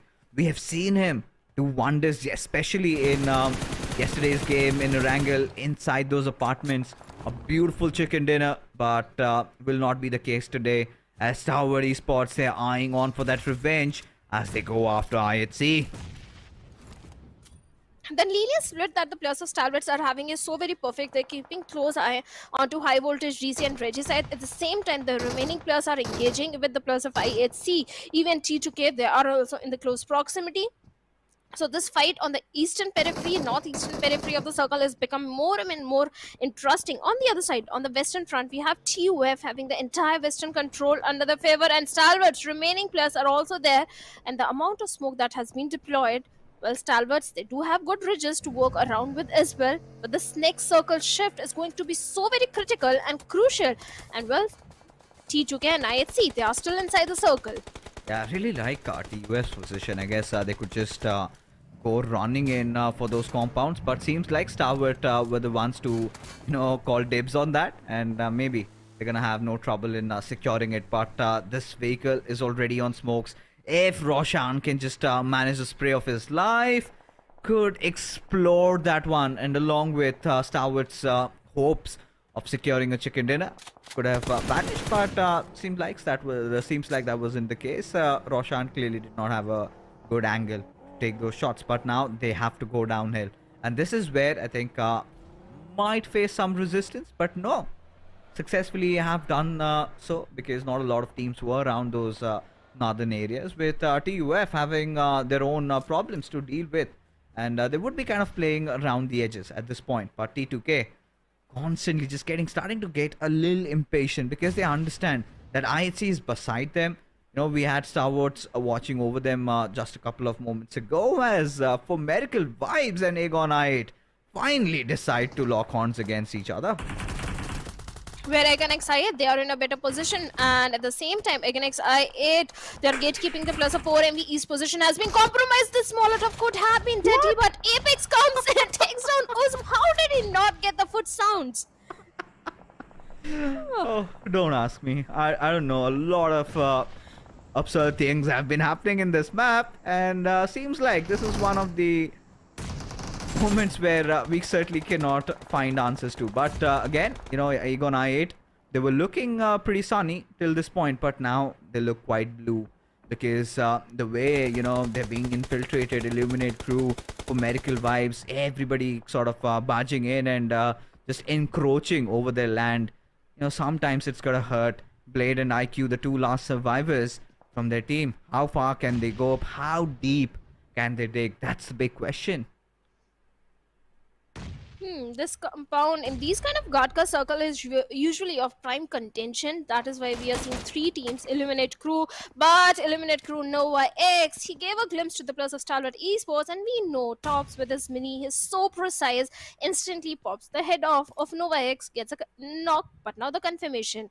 At the same time, Illuminate crew, they have to be cautious, because maybe plus of 4ME and against Sky 8 can also chime in. But for now, DRS and TUF looks like they're also locking horns with each other on the western periphery. Oh, they certainly are. As IQ still managing to keep the hopes alive. Aegon I8 as Illuminate crew. Viper, he's been knocked out on the floor. Sky will have to desperately go and try and get the revives, as TUF, they get the better out of DRS. They've been wiped out from the server, as The main Gatka compounds are under contention as Viper decides to retreat. Nova having a different compound as IQ and Blade seems like they want to push in. They want to go in for the fight. They want to clear this angle at the very least. IQ getting some massive damage from that grenade, needs to patch himself up. But now I find he was quite much in the open. And Sky will finally punish him with Blade getting dealt in by East. Now, Illuminate crew, they really know that who their next target is going to be. And if they were paying a close attention to the kill feed,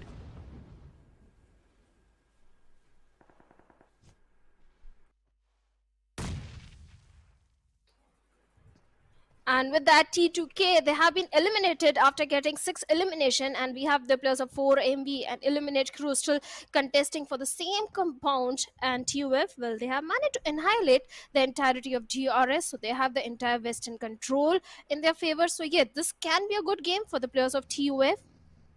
But kind of a stalemate situation between the players of Eliminate crew and 4MB. And let's see the circle shift. For now, it is favoring TUF. oh, Lala, Assassin. I was, I thought he'd been dealt with, but still alive and kicking. Goes after Roshan, finds those thin angles. Can he get the final nail in the coffin? Will indeed take that good old revenge as Highvoltage DC. They're still in contention. And this man is doing it, has made it to the top 7. But now this is where he's got to face all sorts of adversities, right? With Stalwart, I guess, in a really promising position. I do not know how Assassin is going to get himself inside the circle. Definitely it is going to be a bit difficult, but for MB they still have the southern periphery control. But Sky's position, look at Illuminate Sky's position. He really need to watch his 6 because the players of 4MB can definitely punish him.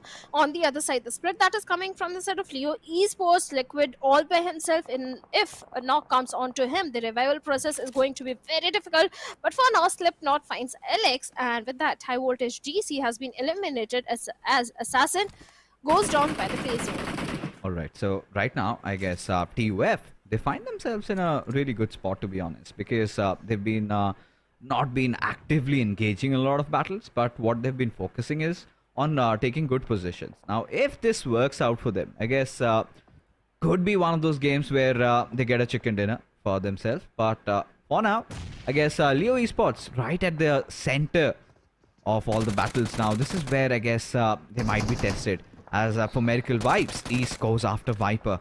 As Viper just trying to bob and weave, try to dodge them from both the sides. But Viper seems like he's been isolated and eventually will fall to his demise. But those trade-offs are really quick and fast. As from the backline, Sky having a really, really nice angle, manages to knock down East in the process. Well, certainly the East goes down and Illuminate crew. They have only one player left, that is going to be Sky. He's aware about the position of 4ME, and this grenade can be deadly if lobbed to perfection. But T-Wave, they were the faster one, and Illuminate crew, they have been eliminated after valiant efforts from the side. And 4MV, they still survive, but right now the crosshairs of T-Wave, H2SO4 is still in the direction of 4MV. Alright, so now, considering this situation that we have on our hands, Action, I think he's playing that risky style of PUBGM, where Top and is there. I guess they're here to provide that cover fire. Scottless again, a little out of his position, gets spotted out in the open, and Sush just shushes him out as Alex, barely alive by the skin of his teeth, needs to patch himself up. But surely Leo Esports are aware of his positioning. They'd managed to administer that first aid. But at this point, he needs to find maybe a different spot. Because looking at Leo Esports, they've been enjoying themselves in this particular game. As Stalwart seem to have spotted out the players of TUF, but are yet to let loose of those bullets. As Tops finally does so with M7 just getting poked a little. Stalwart Esports, they have the majority of the real estate control, and IHC LX has also been dealt by Stalwart Z over there. So IHC also bids bye-bye after having a fantastic run 7 elimination. But Leo says he's in a very tricky spot. The players of Stalwart Esports can definitely spot him, and let's see For how long can he survive? On the other side, TUF still maintaining the western control under the favor, and 4MV potentially looking for a dominant control from the southern side, and in this whole process, in the position of Stalwarts and 4MV, the players of Leo Esports are not looking very promising. Yeah, I mean, at this point, taking a look at Leo, they might suffer because for Medical Vibes and Starward seem to have sandwiched them, and at this point it's just grenades coming in from both the directions, and Leo Esports were completely helpless in order of what they had to do next. How do they get themselves away from that very situation? As the final three remain, it is going to be for Medical Vibes. Again, the leaderboard toppers making it to the top three. Now, this is more concerning for Stalwart. Despite them getting a chicken dinner, of course, they're going to close in on the gap. But still, the difference is going to be there because for Medical Vibes, they're not far away, right? The forecasting, the chicken dinner predictions kind of really favor the lads of TUF and somewhat switching scales between them and Stalwart. But the next zone is ultimately going to decide. With Stalwart still having a really good spot, TUF, they will have to make a move, and that's where I guess Stalwart and for Medical Vibes might make a good work of them. Definitely, the numbers are also in the favor of Stalwart Esports, and Tops with a mini having that rooftop angle knows exactly where S2SO4 is, and the vehicle explosion can be the reason for S2SO4's demise. Stalwarts, they do have a very good position. In fact, they are the only team present inside the circle. And TUF, yes, the smokes are there, and Thor brings some opening onto Nizet, instantly takes him down, and Tops might be looking for the rescue mission, but TUF, the remaining players are already barging in, charging it towards Stalwart Esports. Oh, that is not what we really imagined that TUF will do, and indeed, in the blink of an eye, Stalwart suddenly seemed to have been dealt with. Clearly, they ran out of utils. There was a point where Top barely had ammunition. But now, for Medical Vibes, they seem to be fighting back. Now in a 1v2 situation, M7, the revival will definitely not come in, and he's going to succumb to his own injuries. But for Medical Vibes, still going to be pretty rough for them to try and get this chicken dinner. If they do so, I mean, just give them the championship right away. Because now TUF has the best spot inside the circle. They've got the best spread, whilst for Medical Vibes just clinging on, hugging to that one rock. One good grenade, and they might just call their prayers. And the amount of resources which the players of TUF are having are tremendous. So many grenades, Molotovs are there. Just by the barrage of grenades, they can take down 4ME. But East goes down through the hands of Joker. So the perfect spray comes in. H2SO4 gets a confirmation point, leaving only Apex. He also goes down. And finally, TUF, they were looking for this chicken dinner in the previous Erangel, and finally they get it. Oh my god, this is turning out completely different to what we had expected, but we love it in a very good way as the Pakistanis are striking back. They are causing a lot of trouble for the salvation. Other teams like Nepal and Mongolia, whereas TUF being ever so patient, ever so calm, has paid off with this beautiful chicken dinner to their name with 14 elimination numbers. Will propel themselves up to the 5th position in the overall rankings. But now, ladies and gentlemen, what we're going to do is take a short little break, because coming right after, we have a lot to discuss.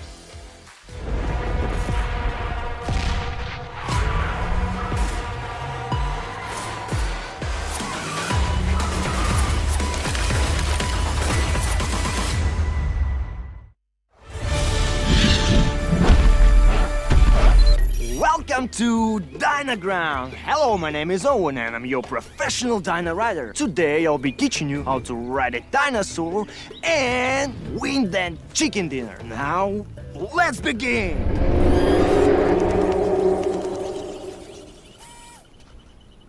Relax, don't be scared.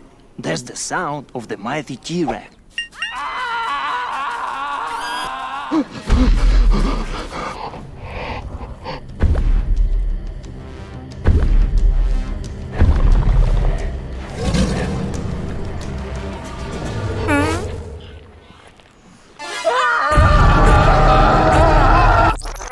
Now, here's the first dinosaur encounter.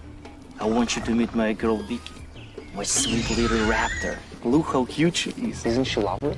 Vicky or raptors. They're the most vicious and fastest beasts in the world.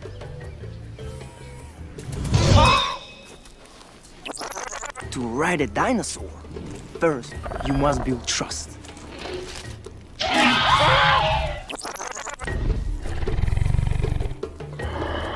They are carnivores. They eat meat. You have to feed them off. They will think that you are their friend, not food. Once they trust you, they will be a great companion.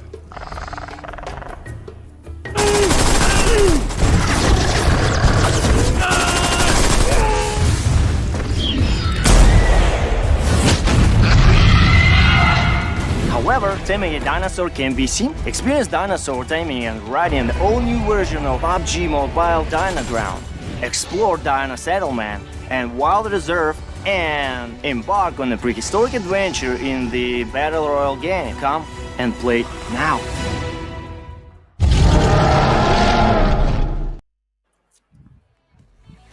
What a day number 2 has it been, Shadow? Won't you agree with the fact that, now the Pakistani teams are doing the unexpected? They are chartering in. They are starting to conquer over those Nepalis and the Mongolians that I was kind of so critical about. And now I feel like, this is it. This is the sort of a style of play we need from their side. And TUF have done exactly just that. TUF yesterday also in the last game they came on the second spot. Today also on the first Erangel they came on the second spot. They were looking for this chicken dinner. Yes, the elimination points were not too many in the previous Erangels, but finally they get the chicken dinner and with too many elimination points as well. And overall Pakistani teams, yes, day number 2, it's a day of comebacks for Pakistani region. Oh, it certainly has been. I mean, I think that's the best possible way to describe how good they were, right? TUF, I think, was quite good with how they were positioning themselves. It was not like, they were completely just staying hidden under the bushes or inside some compounds. They knew when to fire. They knew which targets to pick at what point. And there you have the MVP is going to be Harish Sir from UF with 5 eliminations. So finally those Pakistani names coming on board, and I was kind of hoping that we get to see some new talents out from Pakistan. Of course, we had Gravity, who's now Falak.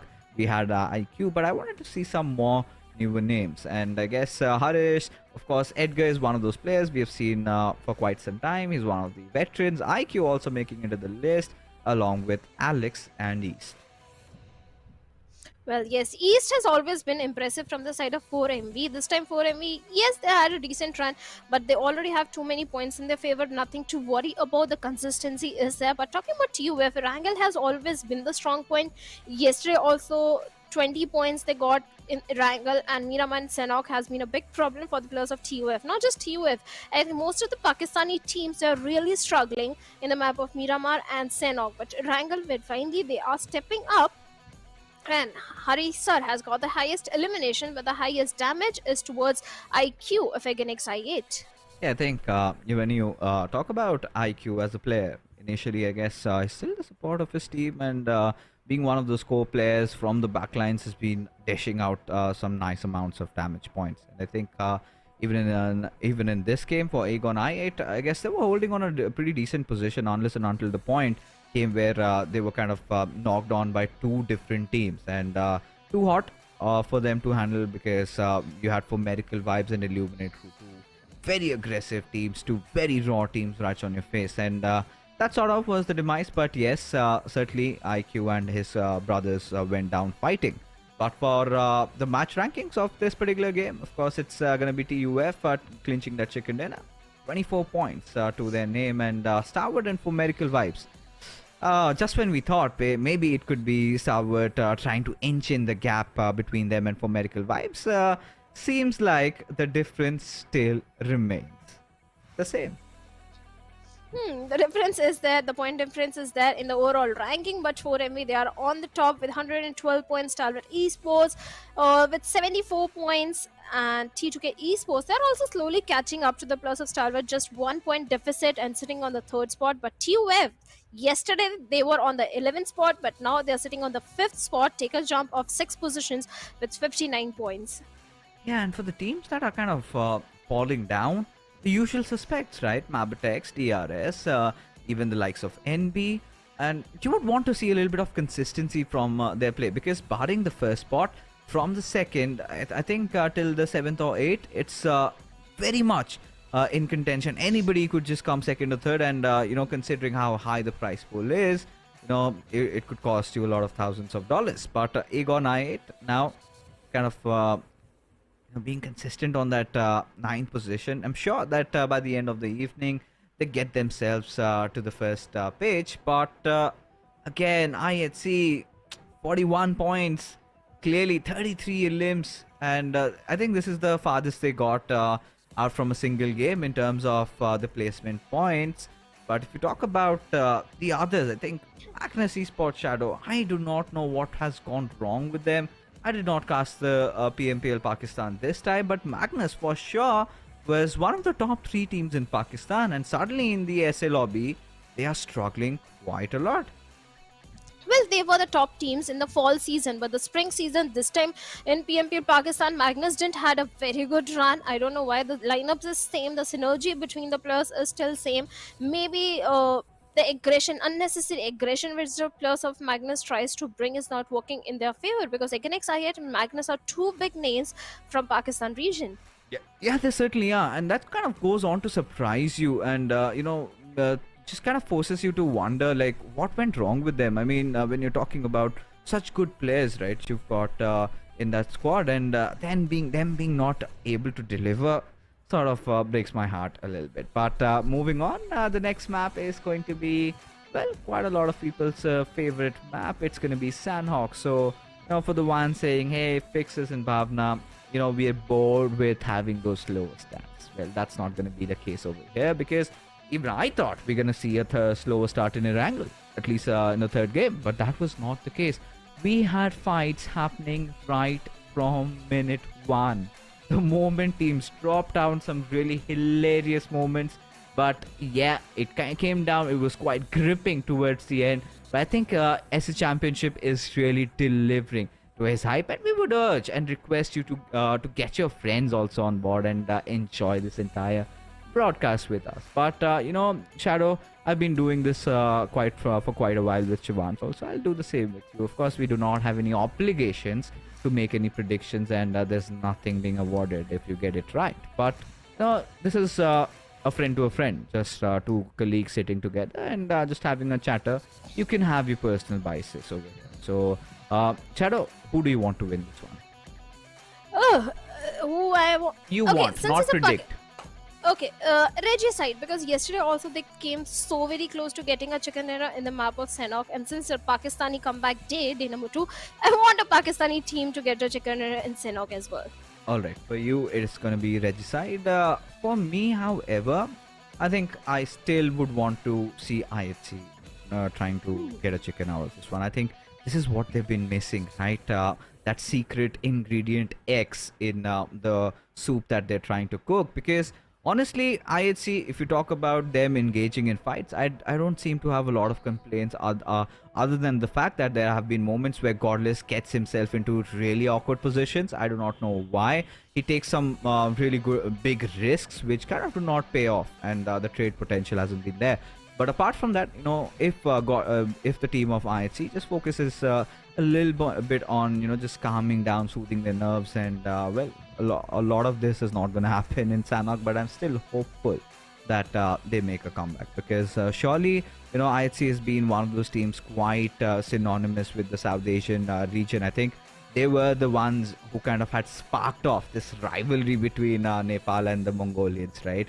Initially coming in as Zeus, they went on to make pretty bold statements. These lobbies are just like scrims for us. Until a point came, they were just they kind of failed to even qualify into the PMPLs, and then they kind of learned their lesson in the hard manner, right? And after that, we have seen those days, but I guess we're still kind of missing out on that prime IHC that was once, the sheer name of IHC or Zeus kind of caused, tremors on the land. People were shivering, just shaking that it is Zeus or IHC, just avoid them at all costs. That fear, I think, is long gone. Yeah, that fear is not there. In fact, as a team Zeus, they do have so many achievements in their bag, so big expectations are definitely going to be there from the lineup. Even in the league plays, IHC was performing really good, but this time IHC, they are completely missing. On day number 1 also, not too many points, just 9 points in Erangel, 7 points in Miramar, 0 points in Sanhok. This is not something we expect from IHC, but in the previous Miramar, they did have good elimination numbers, so yes, still there is a hope of a comeback from team IHC. Let's just hope. Let's just hope that your words turn true. And yeah, IHC, they've been close. They've been getting themselves to good positions. They've been getting those kill points, but still far from tasting that delicious chicken. But as we head on to the rainforests of Sanhok, it is going to be fun. It's going to be hot and humid, but a lot of action awaits you. As I guess yesterday we saw some early fights between Stalwart and Leo. I don't understand why Leo would just even think about hovering over Stalwart at bootcamp. Not certainly a wise idea, but clearly I think Stalwart also are making the work in the right direction. So should also get a chicken dinner probably by the end of this evening. Let's hope they get a chicken dinner even for DRS as well, because Sanhok was at one point a very strong map for the players of DRS. But talking about Stalwart Esports, again in the city of bootcamp, Leo Esports, yes, it's surrounding bootcamp, but we haven't seen much of Stalwart and Leo Esports going up against each other. After grabbing their resources, Leo Esports tend to regroup. But the question is where the first circle is going to be. At the same time, this time, 7th element, also, they are not taking a head-on fight with the plus of Highvoltage DC. All right. I think 7th element might have just woken up to their senses. They're like, what guys, we had enough fun throughout the day. But I think 7th element could have another target. All right. I think that could be Agonite. I really want to cook this rivalry down till the end. But NB Esports seems to be in a collision course against the players of Illuminate Crew. And I think for now, Woofis really needs to watch out. He's still got his teammates around him, but at this point, you would not want to fight too early. I mean, for both these squads, they aren't really doing pretty well in terms of the overall standings, are they? Oh yes, they are not having the best of the time. NB Esports and Illuminate Crew. Illuminate Crew, on the other hand, today they had a good game in their hands. But other than that, NB Esports yesterday in Sanhok, they just got a single point, not a good game. Illuminate Crew also, talking about them, just 2 points. So the rivalry should make you stronger. It should not hamper your progress in the overall standing. So both the teams, NB Esports and Illuminate Crew, need to rethink the decision of going for a drop collision and going against each other, because it's not going to favor either of them. Oh, it certainly won't, right? And I think Illuminate Crew have taken the higher road, right? They've just retreated back, and they realize the gravity of the situation as is such that they need to get some good points, especially with just mere 2 more days remaining after these 3 matches, after including this one. So I guess there's still signs that they can at least try and contest for that top 3, because for Miracle Vibes, I really don't not see any team getting there unless and until some miracle happens. Could be Stalwart, could be T2K, could be Highvoltage DC, could be maybe MABETEX. Not a lot of teams in contention, and TUF slowly but surely getting their way up there. But Regicide, again, one of those teams. We have seen a lot out of them, in the PMPL Pakistans. They make it to the SSE, in fact, but haven't really shined over Nepal and Bangladesh yet. Speaking of Regicide, yesterday also in Sanhok, they came so very close to getting a chicken dinner. And looking at the circle, this is a potential 50-50 circle. If the first circle shift comes little northern side, it can either be a Camp Alpha final circle or could be a Ruins final circle. Yesterday also, we kind of had a similar circle, and if Regicide they replicate the same performance, a good game is definitely up ahead of them. But right now, Quantum Rage Goku, so far away from his teammates, he needs to be a bit cautious because MABETEX Esports are also lurking nearby. Not a good news for Goku because it's not just one player; all the 3-4 players of MABETEX Esports are there. I wonder what they are doing out in the open. Even me too. I'm kind of just wondering what's going on in their minds, because this is a very awkward circle, to be honest. We haven't seen a lot of this. It's something that's kind of heading towards maybe Tambang or maybe Nakham. Who knows? It might just take a curveball towards Painan, because this definitely for sure should not go towards Camp Alpha. I'm done casting those circles. I really want something to happen maybe around the ruins area, but regardless, 7th Element, Regicide, Leo, they're all in good positions. Now, this is a perfect time for Leo to actually get that revenge against Stalwart, because Stalwart at some point they're gonna try to cross over that little mini bridge and come to the Western Island, in fact the Southwestern Island, and that is where Leo could stake their chance in eliminating Stalwart and getting some nice redemption. Let's see, but NB Esports, they went for a northern rotation and they escaped from Eliminate Crew, walked right into the paths of Magnus Esports, where Mondo has been taken down. Not a good news because Mondo is out in the open. And from the backline, Sek is providing the necessary cover fire, stopping faster for going for the confirmation point onto Mondo, as Mondo slowly crawling his way towards Fist Boy, and Faster still wants a confirmation point onto Mondo. I wonder if Mondo can make it to the safety, and he won't. Faster gets the confirmation point despite Sek providing the necessary cover fire. And look at the position of Magnus Esports. Drawlin is so close to Sek. Oh my god, Sek, he can go down. Oh yeah. Alright, maybe seems like he's kind of unaware of Drawlin's presence, and this time Drawlin just lets loose of those bullets, and certainly NB Esports, they realize they've been surrounded. Fistboy, I'm pretty sure his position has been compromised, considering Drawlin has been cooking those grenades right at his direction, but barely missing out. Clearly does have to come with the information that's being relayed to Drawlin from his teammates who are on that little hill over there. But Akaza seems like he's out of action, as action is drowned. Did he go AFK or something? I don't know what happened, but seems like they are in a little bit of pickle. Stalwart, not the best of starts, but Pawn out. Drawlin again inching in a little closer. Finisher will also push in from another side, and being a little reluctant over there. Can't really understand why, but look at that Fist Boy. He's losing a lot of HP, and seems like the moment he tried to escape, it was a checkmate situation for him, as NB Sports down to their last man at this point.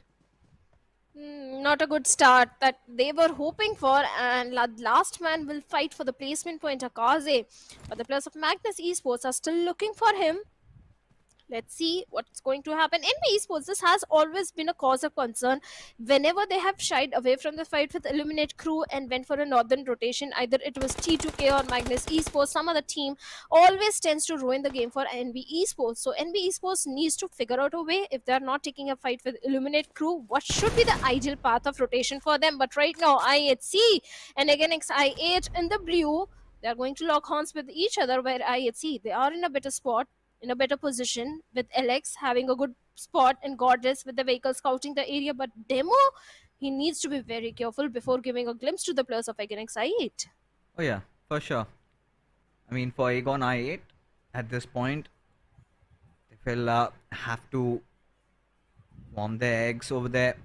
Oh, Zim might have a shot on Demo, but let's lose. Nah, should have had a better optical vision maybe. Maybe a 4 times or a 6 times could have secured that knock. Definitely with the 3. I mean, there was a fine margin, right? There was a time where if he had been quite accurate with his shots. But Demo, right now, he's aware that he's being watched on. And he needs to get the hell out of there. At this point, Agon I8, we've been watching a little bit of a defensive style of play from their side, where they kind of mean no harm. They sort of get inside the circle. Yet to see them explode though, as DRS, they set their eyes on MABETEX. And looks like one of the player of MABETEX was taken down, but the revival process has already been made. The rescue mission is there. MABETEX, they are in a 2v2 split, and now they decide to regroup or maybe just scout the area properly. But they also need to be a bit careful because other teams are also present in the close proximity, especially the players of Quantum Rage. And in the airdrop, we have a big weapon, MG3, which I hate the most, but the level 3s can come definitely very handy. On the other side, Leo Esports and Highvoltage DC also locking horns with each other, where Highvoltage DC are not looking good.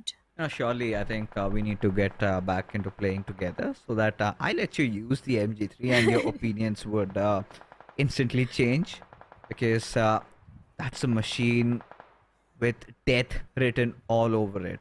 The moment you let loose of those bullets, those two firing modes, you can have that little bit of a control, you can have that quick fire rate, and the way you can toggle it, I think, I do not know why you hate it, Shadow. Maybe you might have been on the receiving side of it, but I'm pretty sure boys, they'll love that. But yeah, tops, I think Stalwart, kind of ice that they were walking on is finally starting to melt, and Nerza and Icy are the two players just surviving, with action and top being picked off just like that without any trades.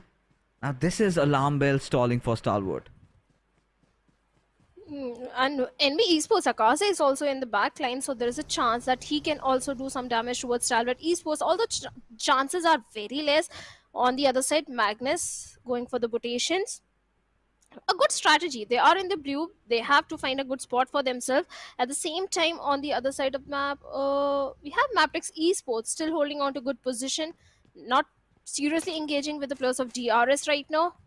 Just finding a good spot for themselves, playing with the circle, and for all the good reasons. MABETEX know there are 16 teams in the lobby. At this point, they can't afford to lose any player, so they're just avoiding the fight during the initial stage of the game.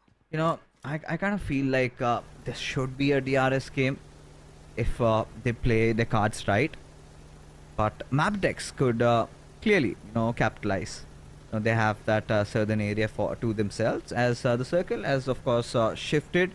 And for Medical Vibes, stationed at Painan, surely few of the teams might come knocking their doors. As IHC, they're kind of aware of this region. They have been playing around Painan for quite some time in the past. But right now, for Medical Vibes, clearly have nothing to really worry about, right? They just have to, keep watching the action from the far off fray, whilst Quantum Rage, IHC, MABETEX, DRS, everybody for just fight it out amongst each other. As 7th Element, along with Leo Esports, they're kind of going ham at the players of Illuminate Crew, while 7th Element, they're also losing out on their own individual numbers.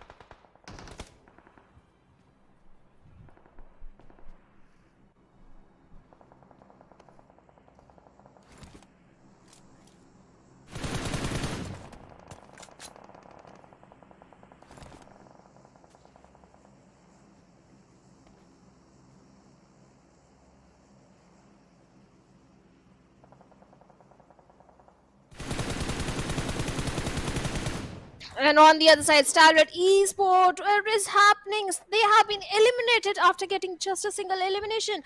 Day number 2 is definitely not in the favor of Stalwart Esports at all. On the other side, Illuminate Crew, they do have a good position, but Leo Esports, well, they are lurking nearby, having an upper advantage onto Illuminate Crew. And the next circle shift is going to be so very critical. We still have 15 teams of 53 players. It is very contrasting as compared to the previous game where teams were going for the aggressive fights. But this time, Akaze looks like he has been spotted down, and Uz with a grenade might be looking for the confirmation point onto him. If lobbed to the perfection, and finally right on his face. And with that, NB Esports, they bid bye-bye on the 15th spot after getting just a single elimination. Not a start they were hoping for. But again, XI8, now they have the entire northeastern control in their favor. And another big weapon in the airdrop, we have AMR, which we haven't seen too much recently in the game, but definitely a deadly weapon with level 3 armors. But Leo Esports, at the same time, they have an eye on to TUF, but Regicide takes down Drawlin over there of Magnus Esports, and Roshan is looking for a confirmation onto Zen.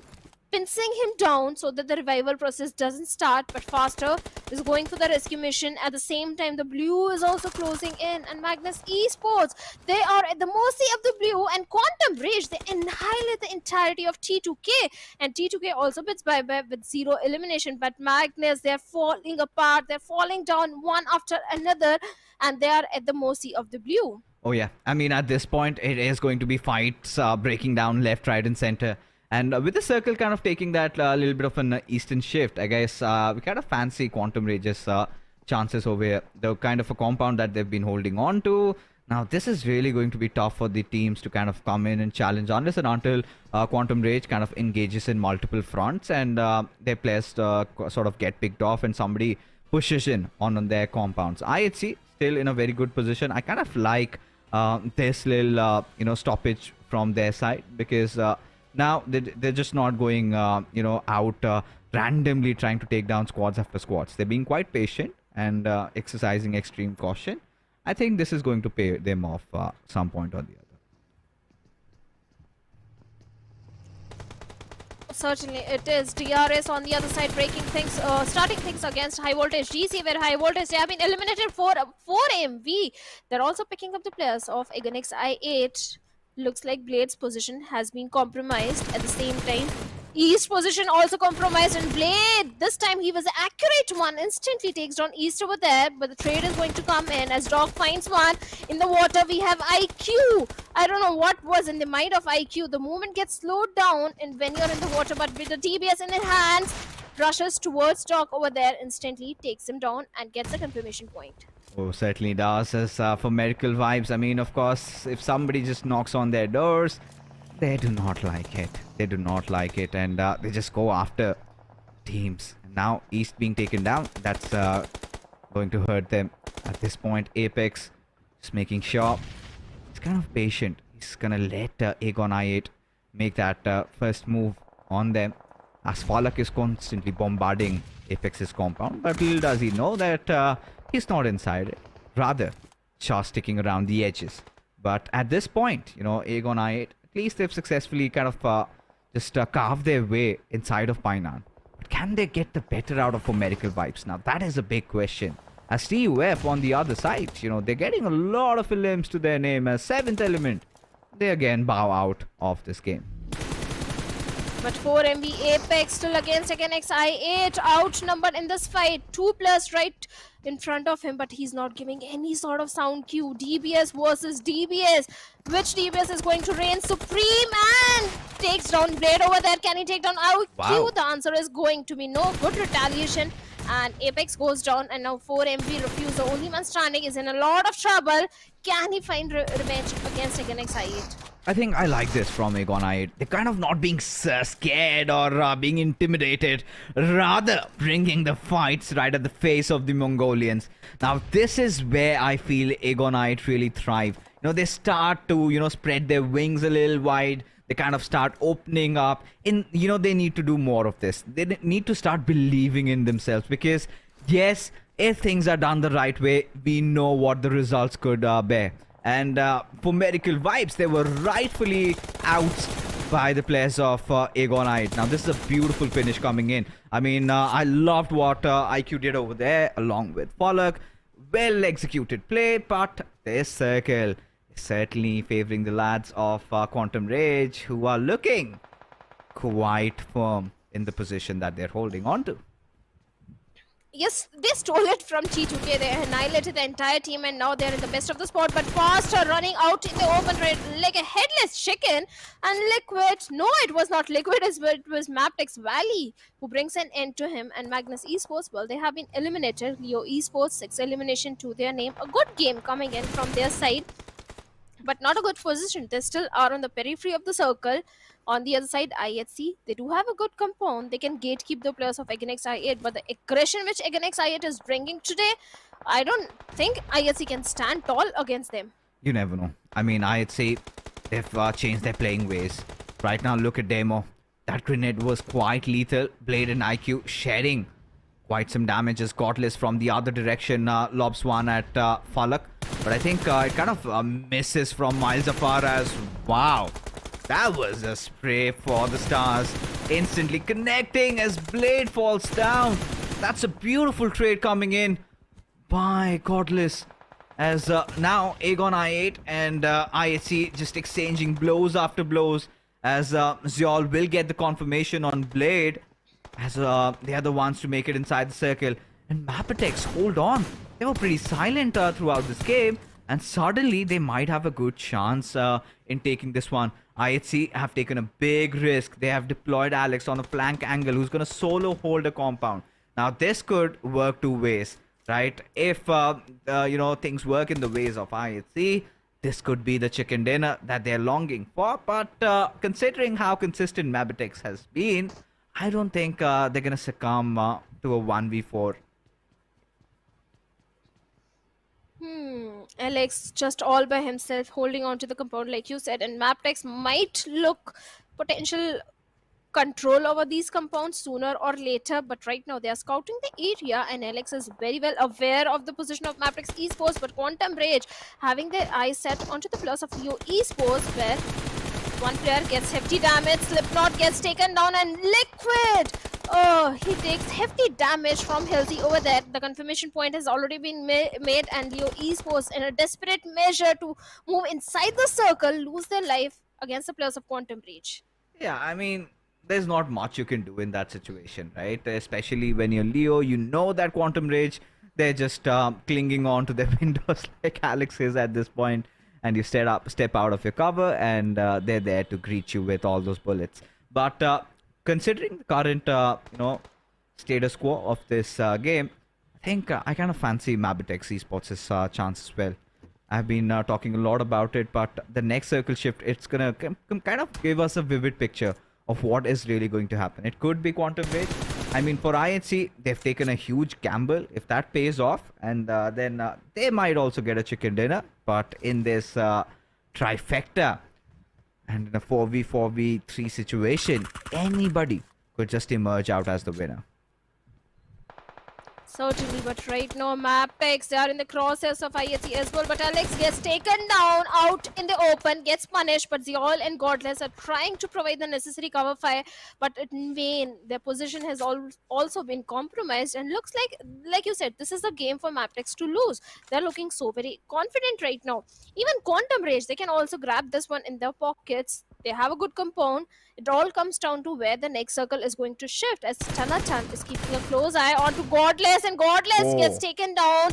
Perfect spray comes in from the side of Tanatan. Oh yeah, Tanatan, he's absolutely feeling it. And I think even in the first game, Quantum Rage, they were causing so much mischief in the server. But this one, they can actually get this in the bag, as there you can see Halsey and Tantanatan already committing for that push as IHC gets dealt with.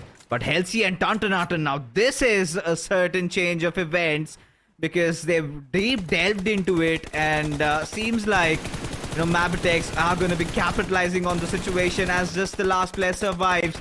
It is going to be Goku helplessly asking for help, but no, MABETEX showing no mercy as they get one in the bag. Long time coming, and they deliver, getting that winner chicken dinner. Will certainly kind of propel themselves maybe to that second spot, but well earned. 9 elimination, 19 points, like I expected, now at number 2. Certainly, MABETEX Esports, yesterday Sanhok didn't go in their favor, but today they get it in style with total of 19 points. Yeah, but what we're gonna do now, folks, is gonna head off for a quick little break, because coming right after, we have a lot to talk about this game.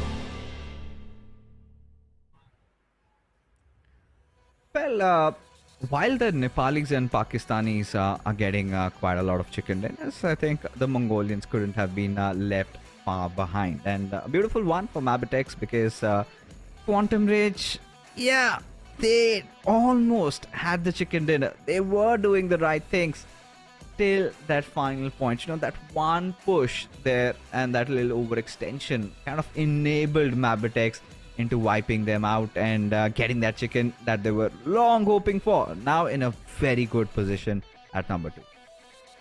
Well, certainly every team is fighting with tooth and nail to propel themselves up in the standings the way they are playing the games today. The Sanhok was a pretty slow Sanhok towards the third and fourth circle. We had 15 teams in lobby, and this is something completely contrasting the previous Miramar and Erangel where teams were going for the aggro push, aggro fights.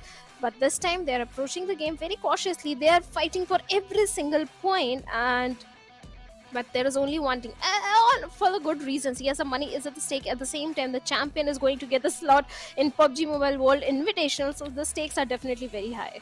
I mean, the stakes definitely are high. I think there's no questioning that. But I guess, for MABETEX, it has to be one thing at a time. Because still, I must say, the difference between, them and for Miracle Vibes is quite stark. And I guess a few more chicken dinners and a few more bad performances from for Miracle Vibes, I think could maybe stir things up. We never know. We have been exposed to a lot of drama, especially if you remember South Asia Finals where you were casting with me and it boiled down to the final game, right? That was so exciting. And I think we're going to expect something like this even today. But Magnus Esports find themselves, in fact, Faster finds himself as the MVP with 4 eliminations and 462 points of damage. Certainly. This time Magnus Esports, they were performing really good the way they were engaging in fights, and Faster was definitely a standout player with pretty decent damage number. Too many healings done because Magnus, they were fighting with the blue as well. That could be the reason of a high healing number. But it's a step in the right direction. Magnus Esports, finally they're able to find their feats in the South Asia Championship because they were completely missing out. They were not showing good, except for one Miramar yesterday. Magnus Esports, they were completely missing, but finally a step in the right direction, and maybe they can also get the chicken dinner for themselves. Oh yeah, I think for Magnus Esports, you would kind of expect bigger things from their side, especially with the rich history that they have in Pakistan. You really need to establish their dominance over in the SA lobbies as well. But taking a look at the other beautiful players out there, Wally, Kessie will have to be the usual suspect because considering they got the chicken dinner. But Sus from Leo Esports, I guess, with the thing with Leo is they kind of have this love and hate relationship going on. There are certain days where you're like, wow. And there like certain days where you're like, oh, really? So I think, there are certain players with some good individual calibers. I think they just need to make it work as a team and they could do better. But for IHC, again, this was the closest they could have gotten to a chicken dinner. But yeah, I kind of like how they're progressing, right? Now they've kind of realized that getting the position points is also quite important. Staying alive till the very end could also, kind of enable you to get a lot of kills, which I think they're doing. And I'd see that is a good climb for them, considering how their run was yesterday. Yeah, a step in right direction. On the other side, a big disappointment from the side of DRS.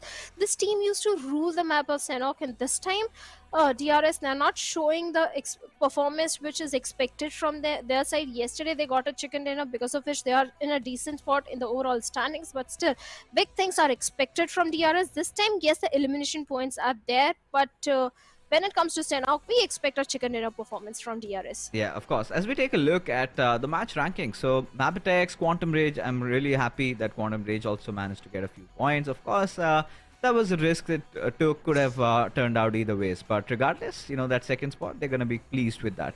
Leo Esports, also good job done. IHC also, the same can be said. DRS, I think they had a really good position off until the point they were just wiped out. But still, 8 eliminations kind of got them that 5th. But Stalwart for Miracle Vibes taking some early fall there, especially that one fight against Aegon I8.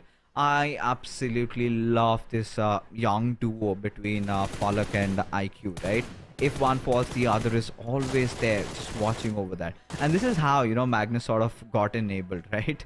NB Esports, they were caught between a rock and a hard place, and they were just surrounded by the players of Magnus. Till the last one was pretty much eliminated by Aegon I8. But this is where you could see, when Blade was knocked out, IQ, Palak, they just kind of go in, get the job done, and well, they're the leaderboard toppers. Now this is gonna give them some massive confidence booster, ain't it, Shadow? Oh, definitely. The confidence is going to be there. They have to get the old confidence back if they want to propel themselves up in the overall standings. So definitely, the confidence from the Pakistani region is there. But for MV, they're still sitting on the top. But day number 2 is not entirely in their favor. Oh, yeah, I think for Miracle Vibes, still they kind of have that really monstrous lead. I don't know, unless and until MABETEX or Stalwart get a chicken dinner, at least, in the next 2 games, and start getting the distance, in fact, getting the difference down to a mere 10. I think we'll have a lot going on for tomorrow. But up until now, I guess the cushion they're sitting on is still quite mushy, still quite good. They're comfortable for Miracle Vibes. We know that they can instantly just trigger the switch on and go for a 20 elimination chicken dinner game. They've always got that capability in their arsenal. So right now, taking a look at how things have stirred up, at the bottom half, you can see all these teams are slowly but surely starting to catch up. Now, Illuminate Crew, IHC, look at those jumps coming out from IHC. They were at a very miserable spot, now at the 11th. And one more good game, I think, could just take them to the first page. But that good game needs to come today, because day number 3, if they start doing a comeback, if they get a chicken dinner towards the end of day number 3, that might be too late. So yes, IHC, they need to get a chicken dinner on day number 2 itself if they want to see themselves on the very first page. And I think they can get it. The way IHC are improving with every game, the way they are picking the fights, I think IHC, they are definitely looking for a chicken dinner today. But there you go. You need, the fans, they love to engage, and this is a chance to send your favorite team to the World Invitational, right? The 2023 PUBG Mobile World Invitational is going to be live in a couple of days, and we have an special slot for South Asia and Pakistan for the ones who get the most votes. For South Asia, I mean, we're talking about Nepal, Bangladesh, and Mongolia combined.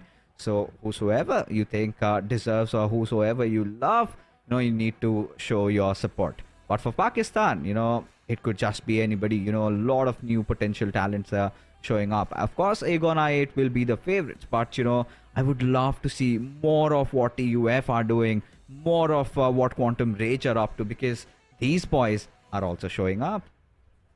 Oh, definitely they are showing up, but now it's time for Miramar and MABETEX Esports. Maybe we can see a double chicken dinner today coming in, because MABETEX is shining the most in the map of Miramar. Yesterday also, they had a fantastic run. I think it was the second Miramar where they got a very high fragging game, and they came on the second spot, I think. Yeah, I mean, so far, how the day has been, it's kind of been quite divided, right? We saw the Pakistanis getting 2 chicken dinner, the Nepalis opening up with 1, and now the Mongolians have come in. And looking into the past, looking at how things have fallen into place, once the Mongolians get the chicken dinner, I'm not sure if it's going to be MABETEX getting another one next, but I feel like there's a storm brewing there. I feel like somebody maybe from Stalwart, maybe from Miracle Vibes or IHC, one of those 3 can get this one in Miramar. Or maybe we could be off for a complete surprise, right? Maybe it could be the Nepalis, or maybe the Pakistanis could get one more. Anything could really happen at this point. Yeah, even the players, I think, NB Esports also tend to fare off really when it comes to Miramar. Not the strongest team, I will say, but yes, most of the victories which NB Esports had in their favor were in the map of Miramar. So yes, this can be a game for redemption for NB as well. Yeah, it can be, and I really want it to be, considering how the performance was during the SA finals.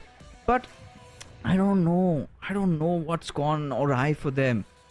Because there have been instances where, you feel like that this team is not playing to their best potential. They've got so much. I mean, they're diamonds in the hiding, right? Could be the next big thing. for Mongolian PUBGM Esports. But yeah, something is just kind of stopping them from breaking free, from just getting rid of those shackles. And I really hope that happens. I certainly do, but anything could just go on. So I think so far I've been also liking how the circle has been forming out, how the teams have been approaching the zones. This one, it's gonna be hell lot of fun. Well, certainly. Yesterday also for MV, they got 12 finishes and a chicken dinner on the first Miramar. So maybe the Mongolian domination can continue in this Miramar as well. Anything can happen. We don't know. 4MV, Stalwart Esports, the first circle itself is going to decide which team is going to have a very good run. But now joining me is going to be one of my favorite, Shivansh. Thanks a lot, Chadu, for that warm welcome. And if Miramar is here, so I'll be here too. I love this map. Okay, I love this map. This map is one of the most craziest one, and also it will also help you to improve your long range battles, because it's pretty common in Miramar taking those long range battles, right? But if we talk about the flight trajectory, it starts from the southern side of the map and heading towards Campo Militar. Another beautiful flight path for teams like IHC. They will enjoy this flight path definitely, and also teams like Quantum Rage and Team Regicide. I would love to see, like, after this, which type of circle are we going to witness in this map? Yeah, the first circle itself, Shivansh, is going to decide too many things. It's going to decide too many things, and yes, if it goes towards the extremities, towards pure the Pirasi, or if you have a crazy circle, then it's definitely a very difficult circle to play around with. But at this point, when stakes are so high, all the teams want a centric circle covering all the major cities, but I want chaos. I want a volatile mass circle. What about you? To be honest, I always like the northern circles. It is a northern circle, so I'm happy.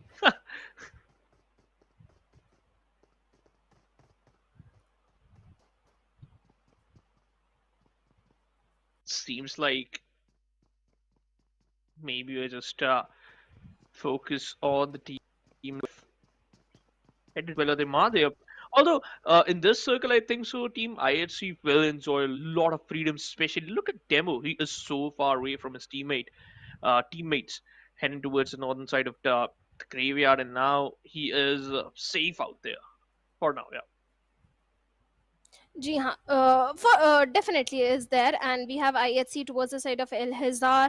Even the plus of Magnus Esports, I won't say they are in the best position, because so many rotations are going to come from the southern direction, where we have Illuminate Crew, MABETEX Esports, Regicide. They will slowly start making their way, and that is when Magnus, they need to regroup, and they might have to engage in too many fights. On the other side, I like what NB Esports are doing right now. They have the Western drop. They'll head over to the city of El Pozo. Later on, they can try and get a hold of those hilly uphill areas towards the side of crater fields or towards the northern side of water treatment. As long as they're going for a northern rotation, I think NB Esports can also fare off really well. They can. Uh, I think so. Yeah, they have a lot of options to work with, right? So they can go for that shadow. But the important factor is in this map right now, as we just saw the overall ranking, teams like MABETEX, they need another big game. If they get this one, if they be able to at least get onto the 90-digit mark, or maybe not 90 digits exactly in terms of total 90 points, and also if we can be able to hit the triple digit mark, this map, it's going to be good enough to at least just catch up to the lead which for MV already set it up for other teams. I look forward to teams like Stalwart Esports, T2K, MABETEX shining so bright that they just gonna put some effect onto the lead which 4MV is maintaining. So I really want these teams to shine. Although it's still gonna be an integral part of the game that 4MV will retaliate, but how these teams gonna just react to that? That's gonna be interesting one.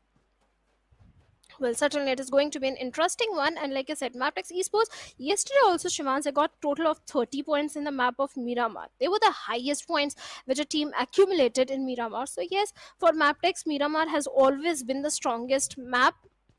especially the way previously they used to go for the northern rotation, but this time they have a southern drop location, a complete change that has been showcased, but still it is working for the players of MABETEX Esports.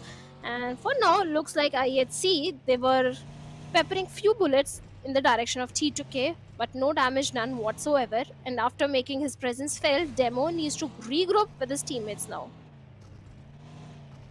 Yeah, he was very far away from the pack, and now regrouping is going to be a good option. And we can see he is a little bit far away, but he has good amount of good vehicles, so he can just catch up to them a bit early than we think. On the other side, Highvoltage again. We talk about the live ranking right now. Not even a single team is close to each other, so it won't affect that much because at live ranking you can easily calculate the numbers that how many points a team has accumulated while they are playing inside the game. It's a really good tab, and we can talk about a lot if we get this right. Look at that. DRS and Highvoltage, they have a 2 points difference. TUF and Highvoltage also has a 5 points difference between them. But things get messy when we can talk about the difference between MABETEX and Highvoltage. It's a 12-13 point difference. So a good game, a good chicken dinner game in which you can just solidify some good amount of elimination points will lead you to dislocate or disposition. Apologies for that. Disposition team MABETEX. So if Highvoltage is looking forward for a top 3 finish at the end of the day, they actually need a chicken dinner right off the bat. Like, especially in this map.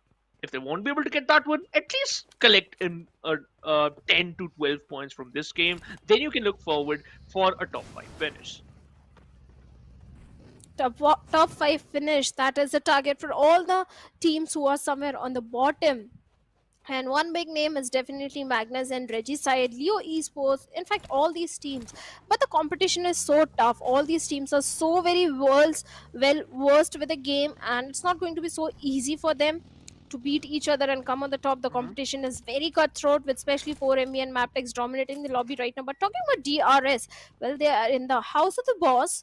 Yes, they do have a good position to hold on to, but they need to capitalize on those positions, because DRS, the rotations they have worked on. Dynamo won the rotations, were not so perfect from the side of DRS, but now they're looking good in terms of the compounds which they are holding. But for now, Highvoltage DC and Leo Esports, they're also in the close proximity to each other, where Leo Esports, they're looking pretty much loaded in terms of the resources which they are having in their hands. But the next circle shift, where it is going to be, because Leos, they have the western control, the linear formation that is coming from this side. The only team that can be an ugly thorn can be the players of NB Esports. But for now, MABETEX Esports and T2K, they are also in such close proximity, where Sanhok is in a very tricky spot. Yep. But I think so. He's just going to leave this area, graveyard, completely, because he knows that this name might haunt them and this might be his graveyard. Because it's better to just run away from your demise. It's better to just, stay away from those early fights in which you don't have a better, positioning and also a better opportunity. Because we all know MABETEX, they have every single player right here in the graveyard area. And although on the other side for T2K, that wasn't the same case, right? But MABETEX on the other side, one of the most deadly team here, secured the chicken dinner just in the previous match, and they are looking strong and also hot. However, any team can destroy their flow. Any team can just crash their hopes. The only thing you want is a chicken dinner, right? Isn't that easy? And it's not going to be that difficult too for a team like MABETEX. But this need to be, just have to stay calm and also composed. Otherwise, they might suffer. But let's see, the circle forms over the northern side, and still water treatment is in play. So Shadow, I think so. Quantum Rage can still opt for that, or maybe we can say the same thing for Aegon X I8. Oh, definitely. Quantum Rage, they are in a very good spot. They can seek for a potential dominant control for the northeastern side, as long as they're aware about the position of IHC. Because if they're not watching their six, IHC can come and bite them in the back. Otherwise, they are in a good spot. At the same time, 7th element, this time they are also going for a northern rotation. But in the airdrop, Shivansh, we have a big weapon. Grotza is there in the level 3s, which can come very handy in the map of Miramar. The only team that is in close proximity are NB Esports, but right now Leo Esports, they are on the crosses of Highvoltage DC, but somehow Haidami survived. Ooh, that's going to be an interesting call. Assassin, good amount of spray, but no way, he missed all those bullets. That should have been his pick, but he lost a chance. He lost an opportunity. But Shadow, do you really think that Highvoltage is gonna, initiate another fight? Leo Esports already in a bad position, and they are making things more difficult for them. But they have to make sure that they are in a safer spot. Liquid heading behind those tanks, heading behind those water treatment plants, but will he survive? That's going to be the question. Slipknot is trying to, get some or to create some backup for his teammate, but he also receives some amount of damage from the distance. Well, certainly, Leo Esports, they have been forced to take this spot, especially with the vehicle being exploded on the other side. Stalwart Esports and TUF looks like they're also locking horns with each other, where Joker Sir has been knocked down.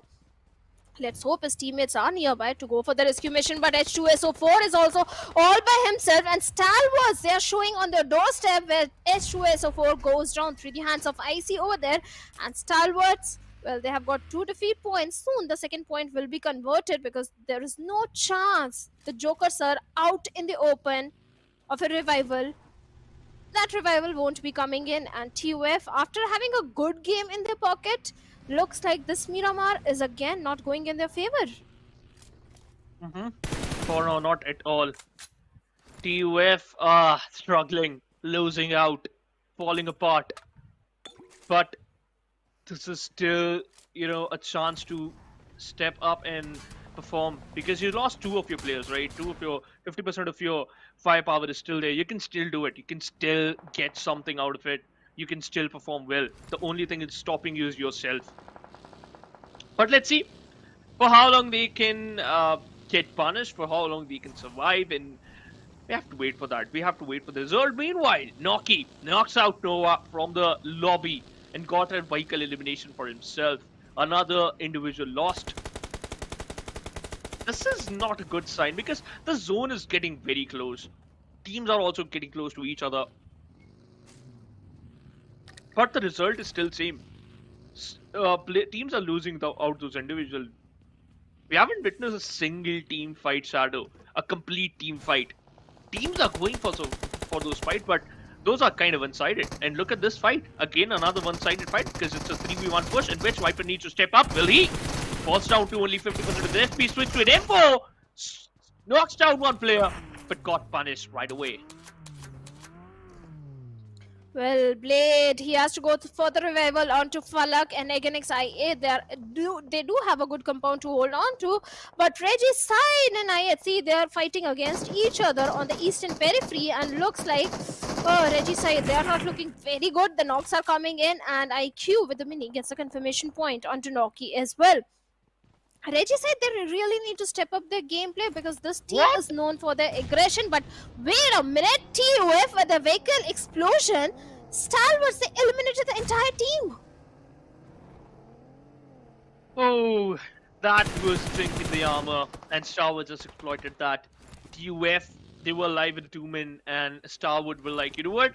We finished off 2 of your players. We're gonna wipe out your whole team. And they actually did that. On the other side, we can see another Mongolian giant stepping up into the battle, and that's it.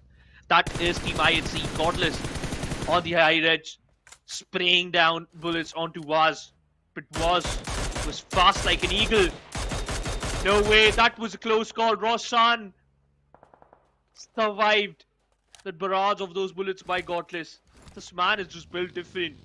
Despite the fact he wasn't comfortable in that fight, he still opted for engaging in that, and he somehow managed to force out the team to just fall back. And now Alex, surrounded by the players of Aegon I8.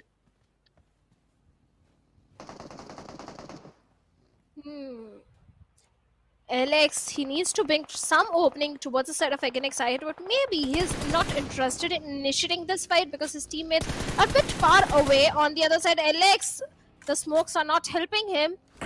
Blade still trying relentlessly to bring a knock onto Alex, but against IHC directly rushing towards the side of IHC. Up close frontal battle, a 3v3 fight is going to happen. The grenades are being flung over from both the direction, but no connection whatsoever. Alex and Zoil are on low HP, and Uzm along with Blade might be looking for a lower bridge flank angle. But again, XIH still looking very confident. A 4v4 fight. And IQ with a vehicle is trying to lure the players of IHC out in the open, and Demo does the same mistake, gets punished instantly by IQ. The confirmation is there, and now IHC left with only 3 players. Oh no, ISC. Just because of that overcommitment, they lost one of their man, and now they have to fight with 3-man lineup for now. But to be honest, it's still scary. It doesn't matter how many players IHC has. The competition, the firepower remains similar. And look at that, Godless got an opening. Knocks out a player of Agon 8. This is what they wanted, but he bought a lot of time for his teammate. IQ might get a revival a bit early than we expected, and yes, he will. The only problem that Team I8 will suffer is going to be the zone rotation. They will be able to allow to move inside the circle, or they'll get denied by the players of I8C. We're talking about denial. Look at the players of Leo falling down like dominoes, losing out players, and now it's only one-man army, Leo Esports, in a whole world of trouble, Shadow. Oh, they are, and so are the players of IHC as well, because from the backlines, any team can also do a third party, they can chime in. And again, XIA, they're showing knocking on the doorstep of IHC. They are relentless in picking this fight against IHC. They have the numbers advantage, 3 finishes already in their favor. I love what again XI8 are doing, the way they are amping up their aggression this time. But Ziol comes in and finds Blade with that M416. This is a very crucial knock onto the players of again XI8. And Godless with the grenade might be looking for another one, or maybe a confirmation for luck on a very sliver of HP. But Zoil, he needs to find a safe cover for himself, because from the back lines, a team is also doing a third party. Could be the players of T2K. Oh, T2K, they are also surrounded by enemies, and they are doing the same vice versa for them. Highvoltage on the other side found themselves on the receiving edge against the players of Stalwart Esports, putting a lot of pressure onto them, and they are just annihilating their hopes. Meanwhile, 7 Element also chip in to create a havoc against the players of Highvoltage. Now there's only 2-man players, 2-man army. Prabeam also goes down by accident, but there's a definite fight going here. IHC versus Agon XI8. Falak secures a knock, and that's a huge one. Cordless is out. It all comes down to Alex with 1 HP. Falak charging onto him. He needs some time. He got it. Switch to an UMP. Not survive. He will not survive. IHC falls apart. Got taken down by the players of Agon XI8. Playing like demons. Thrashing like butchers.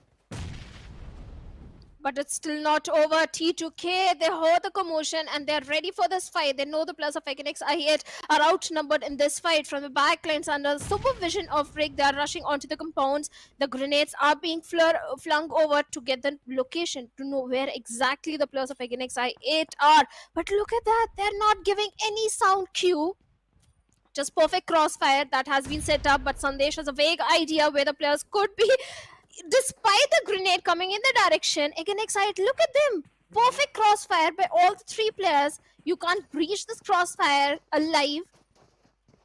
And again XI8 also trying to retaliate with the same grenade to find some opening onto the players of T2K Esports. Now T2K knows exactly where the players are.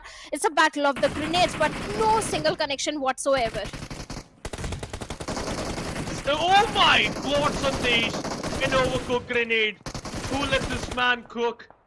He falls apart, but Suyog thought that he can survive. He will not. T2K, what they have done? And Agon XI8 won another fight. It seems like this team is unstoppable.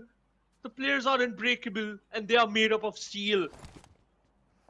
Agon XI8 securing 8 total eliminations, the highest in this lobby. And still standing strong. But the bad part is Shadow. They are not favored by the zone. Tenatan can change the momentum. He can change the opportunities what Agon XI8 was looking for. One of their man again falls down. He is looking out for another interruption. Another man served on the course, Mia. Again, XI8 up until they were the extremely terminators in the lobby, but now they're falling apart one after another, and Tanatan Mini gets one confirmation point as well. Again, XI8 now they are left with only one player. I'm sorry. On the other side, Regicide was at the mercy of the blue, and so is Valley, begging for help, begging for rescue mission, but unfortunately the help won't arrive. And Regicide, they still have to move inside the circle. And look at the position of MABETEX Esports. They can easily gatekeep the players, but they don't have the perfect armor. Roshan with the vehicle making a hasty entry inside the circle. Might get punished by Leona, and certainly does get punished. Along with that, Buddy is the last man standing. And again, XI8, they have been eliminated on the element spot. Oh, a sad exit. Sad exit for them. But you know what?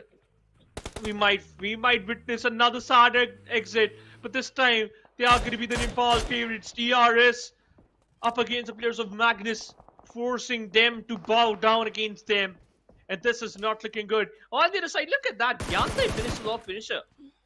He is still surviving with the team, and Rules got a revival. Got a revival there. Apologies. Delta on the other side lost his life. It's still a 3v4 situation in which DRS can step up big time.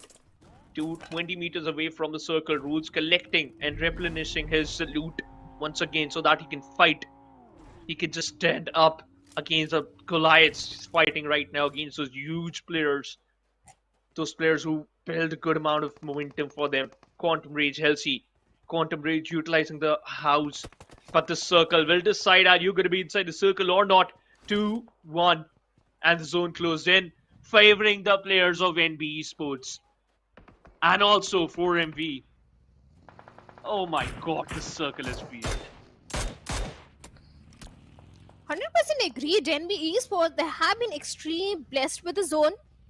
From the very starting, the rotations that came from their side, the IGL made the perfect rotations this time. On the other side, Quantum Rage, well, from the outside of the safe circle, they're peppering bullets in the direction of again XI8, but Magnus then finds Rolls hiding behind that vehicle, instantly knocks him down.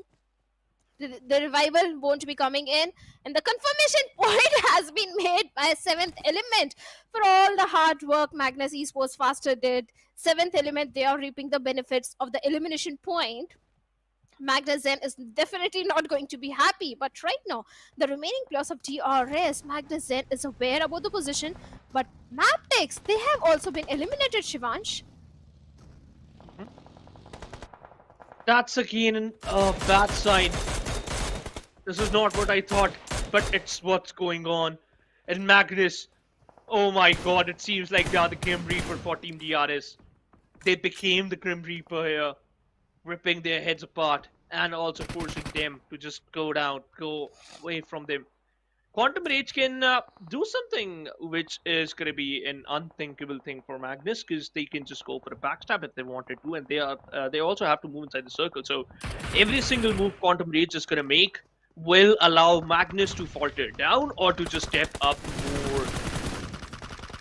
But Goku on the other side spots out Zen, burst out his vehicle. The cover has been blown away. So as the head of Senior, a headshot, and he falls down. Certainly, he has been taken down, and Quantum Rage are looking for more. They have to go for the revival. Goku has made the crucial revival, but Stalwart Esports, even they are also barging into the compounds of NB Esports. NB, they were looking so very confident up until now, but Stalwart showed up. One of the player already down, and Tops with a grenade is looking for more. All the utilities, throwables are being flung over to bring down the entirety of NB Esports from the cheeky angle. Tops is trying to take down Fistboy over there. And Stalwarts, they are looking very strong as Fistboy is surviving on a sliver of HP, but not for very long. NB Esports, they were looking very good up until Stalwarts proved to be the fly in the ointment. No way. Stalwart Esports is playing like Stalwart. Shadow, 10 total elimination and still not stopping. They lost one of their man, but it doesn't matter. They are still deadly. In between, we can see Formica Vibes still have control of this high ground. Apex peppering down a lot of bullets, none connect. Needs to reposition himself so that he can just do the same thing he was doing in the previous match. But East on the other side got punished. And that's a bad thing for them. Zone is closing in, Shadow. 3 more seconds and we'll witness the next zone. Will it favor Stalwart Esports? Yes, it will. Holy smokes. This is what luck is. And this is when you get favored by PUBG Mobile gods.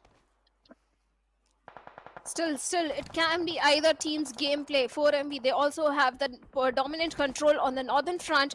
From the southern side, DRS is also trying to make a dominant control. Let's see what's going to happen. But DRS, they might have to engage in so many fights. Yes, Stalwart Esports are looking very promising, and so are the players of 4MV as well. Quantum Rage having the complete eastern periphery control under the favor. Needs to be a bit cautious about Magnus and DRS at the same time. But Goku, at the same time, watching his 6, finds East, pepper few bullets, no connection whatsoever, but faster was not fast enough, and Stalwart Esports stops with a mini, instantly takes him down, and 7th element through the pixels. Goku deals hefty damage towards the side of 7th element, but for now, 7th element, all they have is a little hay bale for the cover. Yeah, 7th element is still there, inside the battle to just do something crazy and do something out of the box. But well, the other team's gonna allow them. That's gonna be the question, and that's the Quantum Rage are denying that. Asha with a spray of his life shuts down the players of Magnus Apex. A beautiful spray by him, but still no result for him yet. 108 bullets in the backpack and 40 in the chamber. Refuse has a grenade. Might lob one. This might, just provide him a success. And yes, it will. Taratin falls down. And he got eliminated as quickly as he can think. Tokusaurus meanwhile falls down by a play zone. And Team 7 element, including the third element as a third party. Another grenade. What this team is doing. 4MV. Not going for those bullets. Instead going for blowing up the heads. Oh, Quantum Rage. They are dwindling down. They are falling apart like a pack of dominators. And 4MV, proving to be extreme terminators, have annihilated the entirety of Quantum Rage. Now, 5 teams remaining. And like I said, 4MV is still having a potential dominant control from the northern front. The only player that can be an ugly thorn are the last player of Illuminate crew. That is going to be Sky. For how long he can hide, survive enough. On the other side, DRS. In a blink of eye, they have been eliminated after getting 4 eliminations. I don't know what's happening wrong with the players of DRS. They need to get back the old confidence. Yes, the strategy is there, but the aggression should also be there. That is completely missing from the side of DRS. Yeah. I don't know what happened, but yeah, we need to find out. Or maybe someone need to ask them. But okay. They end up at the 5th position. They have 7 total points.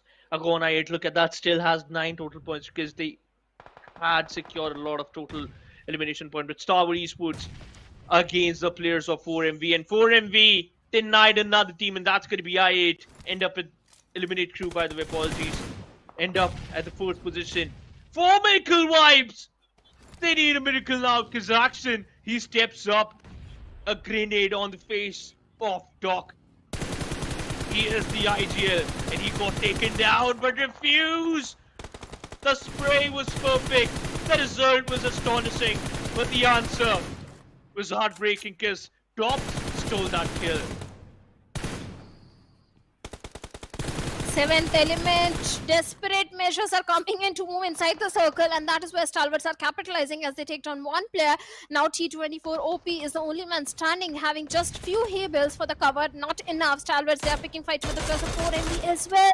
And Apex right in the crosshairs of T24 OP as well. 4MV, they were looking good, but now Apex has to go for the rescue mission onto the fallen comrade. And Stalwarts, they're raining death and destruction. They're finding traits here and there. 14 defeat points already in their pockets. Looking out for some more.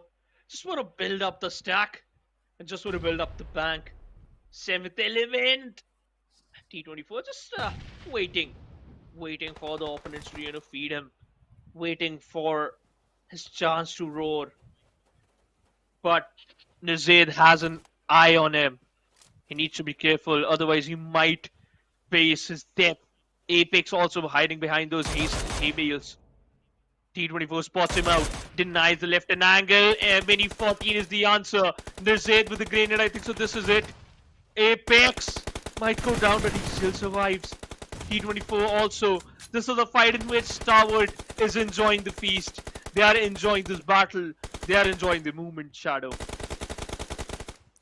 Oh, they certainly are. This is their game to lose, and with 4 MB out of the equation, it's only one player from the side of 7th Element, Shivansh. This is the game for Stalwart Esports. T24 falls down by the play zone. And yes, Stalwart won. Yes, they definitely won. They got the chicken dinner. They were looking for it. They were looking so aggressive, Shivansh. From the very start, the moment they got the control of the compound from the hands of NB Esports, there was no stopping onto the aggression of Stalwart Esports. And now with 26 points, they find themselves on the 2nd spot in the overall ranking. Wow.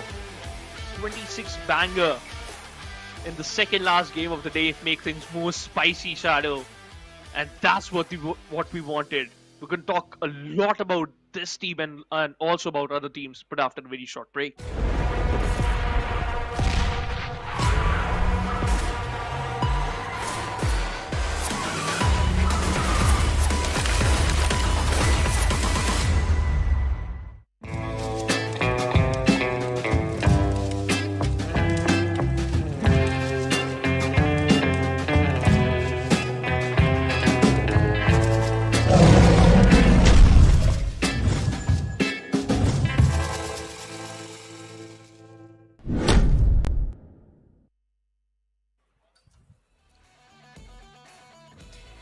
Welcome back, everyone. You guys are watching PMPL South Asia, and like Shivansh said, what a game from Stalwart Esports. You are very happy and excited, Shivansh. Yeah, exactly, because the way Stalwart played was just mind-blowing, right? Because they wanted a good amount of points to, just get closer to the players of 4MV. And although on the side 4MV just showcased a similar amount of retaliation so that they can maintain the lead they have in the overall ranking. They did a great job. But Stalwart, after getting this huge banger and also a huge amount of points of chicken dinner, this might, just throttle them to approximately around 107 or 108 points. Maybe I'm wrong. I'm not that good in maths. It's Ocean who can do a quick math. But yeah, now they can see a bit closer to the players of 4MV. Oh, yes, they are slowly catching up to the players of 4MV, and this time 4MV, they were also very close to getting the chicken dinner up until it was about the positioning. Stalwarts, they had the better positioning, they had the better compound in their favor. So yes, Stalwarts, they were the absolute beast, absolute killers in this particular one, and they wanted such a performance. But still, few other teams are still there who could have performed much better, like NB Esports. But now is the time to have a look who is the standout player. Any guesses, Shivansh? Maybe top? Let's find out. And it is Action. Yeah, both of them are from the same team, so it doesn't matter who gets the MVP. It's still coming in at the same banner, right? In the same banner. Oh yes, it is not top spots, it is someone from Stalwart Esports aggression that was coming in 6 elimination to this guy and 936 damage that he was dishing out. Perfect strats coming in from the side of Stalwart Esports. So definitely Stalwarts, they have always been the aggressive bunch of lads. The way they pick up the fights, synergy is always on point. Even if Stalwarts, they pick fights on the multiple fronts, they always win those fights. Yes, they were missing out at the start of the day, but finally they're back in the action and with style. Along with action, we have IC also in the standout player with 7 elements of its own. Yeah. T24 did a great job, by the way, surviving till the end so that he can collect some good amount of placement points. But focusing on placement points is a good thing, but you have to maintain different caliber and all. You have to maintain the total elimination points because it will also affect in the total overall ranking. But for now, it was a decent game for them. But we talk about the match summary. Stalwart Esports is leading that in terms of highest assist, highest damage, and also the highest amount of elimination goes to IC with total 7, a humongous number. Action following up with 6, IQ with 4, and T24 with 3 of himself. 100% Stalwart Esports, perfect strats coming in, and tops with Mini is absolute beast. But this time the highest healings done are from the side of Falak, Againix I8. Againix I8 also, they were picking too many fights, Shivansh, and they were winning majority of them. Today it's a good day for the players of Againix side as compared to the previous day. But this time, after eliminating, I think 2 squads, they were taken out pretty early in the game. But still, they have good amount of total points from this game, and it's a step in the right direction. Yeah, it certainly is. By the way, T2K just throw that fight away.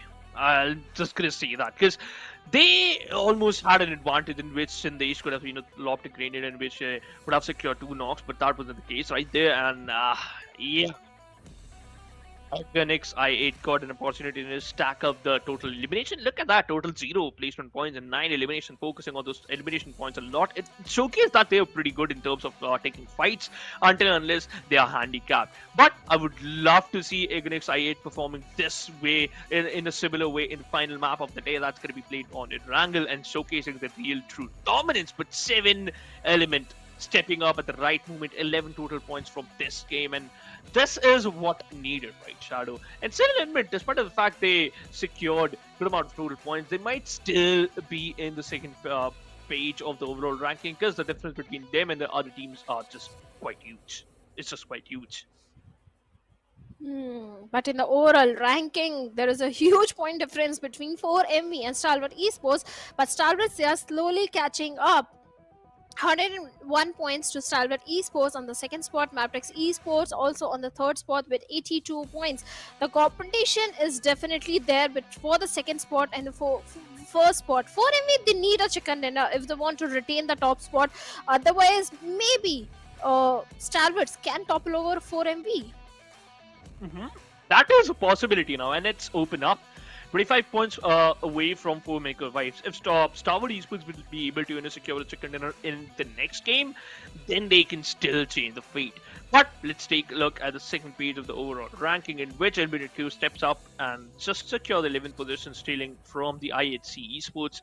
IHC, again, very bad start, and it's still going on. 7th element, again, climb up the ladder onto the 14th position. Total 33 points. And look at that. Leo Esports, 7th element, Regicide and Magnus Esports. Every single one of them has 33 points. That's cool. Yes, they do have 33 points each, but they need to make a comeback. Shivansh, they are on the bottom, and after getting a chicken dinner in the previous Miramar, Stalwart Esports might be looking for another one in Erangel, because the target is to topple over 4MV, and vice versa as well. 4MV, they want to retain their throne on the top spot, so maybe we can see a chicken dinner coming from the side of 4MV in the last Erangel. In this match itself, 4MV secured total 12 points, right? So, I'm not seeing them, struggle that much that we predicted, right? That this gonna happen, or that gonna happen to them. They're still performing well. They're still going good, and they're still showcasing the similar amount of dominance that they showcased earlier. The only thing that changed that is the amount of chicken dinners they secured. They have got a single chicken dinner today, if I'm not wrong, Shadow.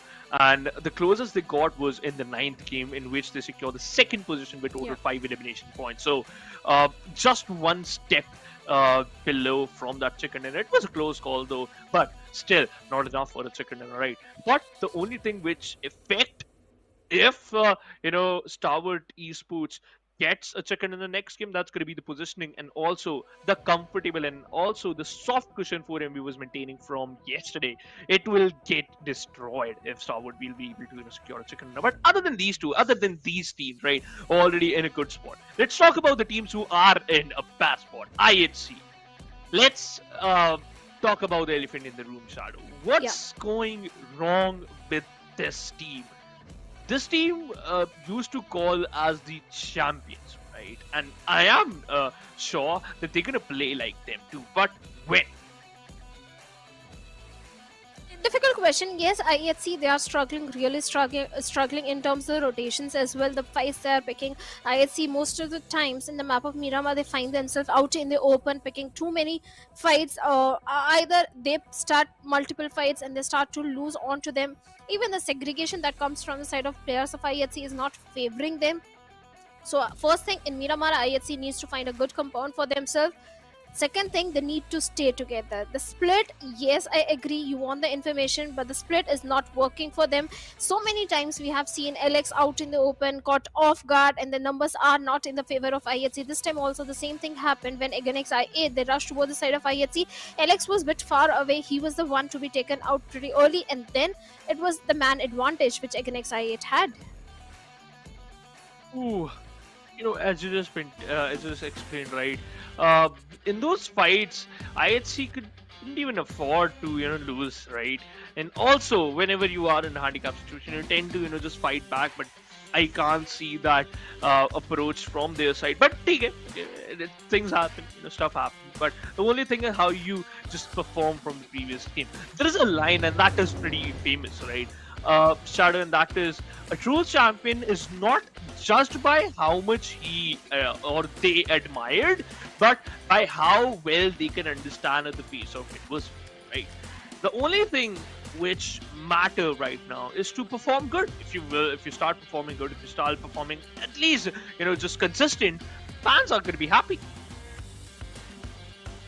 100% agreed. A wise man knows when to show caution and when to show bravery. So sometimes you have to show caution inside the game. You have to go for a passive approach, but it can also backfire. Like NB Esports, they became too comfortable. They were having a good compound. This could have been a chicken dinner for them if they had been able to defend the compound. But unfortunately, they became too comfortable. And Stalwarts, they rushed towards them, the grenades were there. So yes, when you have a good compound, you have to be aware of your surroundings so that you can stop the players from closing the distance. But this time the flight path is definitely favoring the drop location of Stalwarts and 4MV. On the other hand, T2K, they have a long journey up ahead, and Magnus, well, Pochinki is not that far. Mm-hmm. And they are like it's pretty glidable, right? They can just move towards the Pochinki. It's gonna be very happy. But TUF, okay, this is also a team which we have to look out for because they are the rising stars. They have been in in the PMPL from a very long time and also showcasing the similar dominance in the Pakistan PMPL too. But IHC up against the players of Quantum Rage, they all secured a knock, but the instant switcheroo from the side of the players of Team Quantum Rage. Definitely, Team Quantum Rage. This is what I was talking about. IHCC, Ziol was there. Yes, I do understand you need a vehicle. But you also need to understand that Quantum Rage also comes in the close proximity. So you have to be aware. You always have to have a backup. If two players were there, maybe there could have been a chance to save Ziol in that situation. But Quantum Rage, so close to the players of T2K, and Jane with that Info 16, a little late on pulling that trigger. Quantum Rage, they will make it to the safety, but still one player already down, and Godless is looking for the confirmation point onto Halsey. The trades are being made. This is the same story, Shivansh, for both these teams. Quantum Rage, in the previous Erangel, it was T2K that eliminated Quantum Rage in a similar style, and this time IHC and Quantum Rage, they both are doing the same thing, losing players at the very start of the game. You know what? They need to understand that what are the consequences if just they're gonna play like this, if we're gonna keep on playing like this, right? So as you just mentioned, you are a bit scared and the teams are showcasing the similar amount of performance. This is not good at all. Come on, if you're just gonna do the similar mistakes again and again, which just lead you to only one thing, and that is the end. Misery is continuing. Quantum Rage, same thing is happening. Previous Erangel also, but this time Goku was faster. One takes on Sandesh, but Reg with a vehicle run Nova takes on Goku, gets the instant confirmation point as well. So like I was saying, Quantum Rage, they really need to find a good drop spot for themselves every time in the map of Erangel. The history keeps on repeating itself. Oh, bad start again. Another bad start, as just mentioned, right? I think so. They just need a good boost. They just need a good support, or they just need something to work with, right? The only thing which they are right now, what the rules is doing? He's still gliding. That's why. That's wild, by the way. And yeah, this guy is just their drop location is a bit far, so expect that. But wow, rules. He's a crazy man. Well, certainly. Wait a minute. DRS Yeah, Gaming, they he's are still still going. gliding. Hmm. And then Man, people what's ask me going why on? DRS is not performing. Oh, you know what? Sometimes some games from DRS is like walk in the park. But maybe, you know, if you're gonna do these type of shenanigans, that they don't might help you. So you gotta be careful. Although rules is where he wanted to, right? He is still in a comfortable area, so he might just be very happy. But teams like Seventh Element now they have to work according to the circle because in the past, the circle was favoring Team Seven Element a lot, but right now they have to fight for it.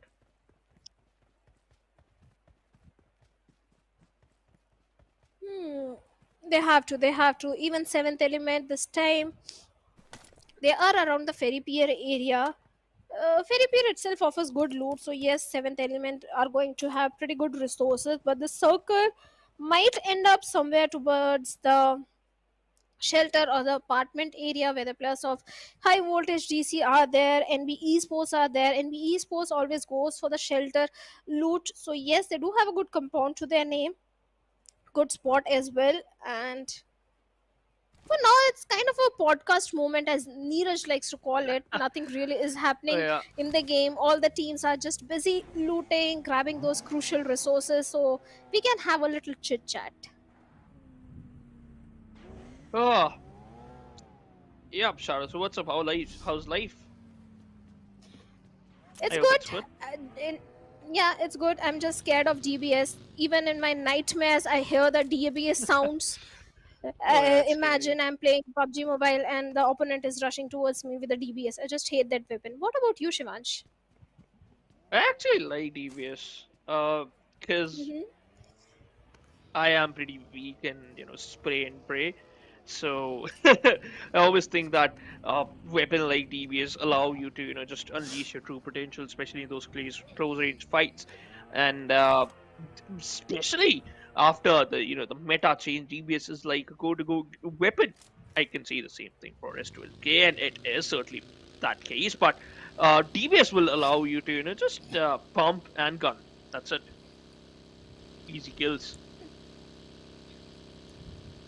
You have not been on the receiving yet. I really want that weapon to get nerfed because the way the players are Yeah. exploiting DBS right now, especially in Miramars, all the weapons are out of the window. It's just a DBS and an M416, and you're good to go. Every player is just relying on their DBS, even in the final circle, especially the players of Econex IA. The way they were exploiting DBS in Sanhok, that was crazy. That's why, like, we can see that how much impactful a weapon can be if it's in the right hands. So, to be honest, Shadow, yeah, I agree with that point. Just need a little bit of nerf, a bit of small changes, but it's still a good weapon. It's balanced for me because once you are aware that how you're gonna use it, you are the best.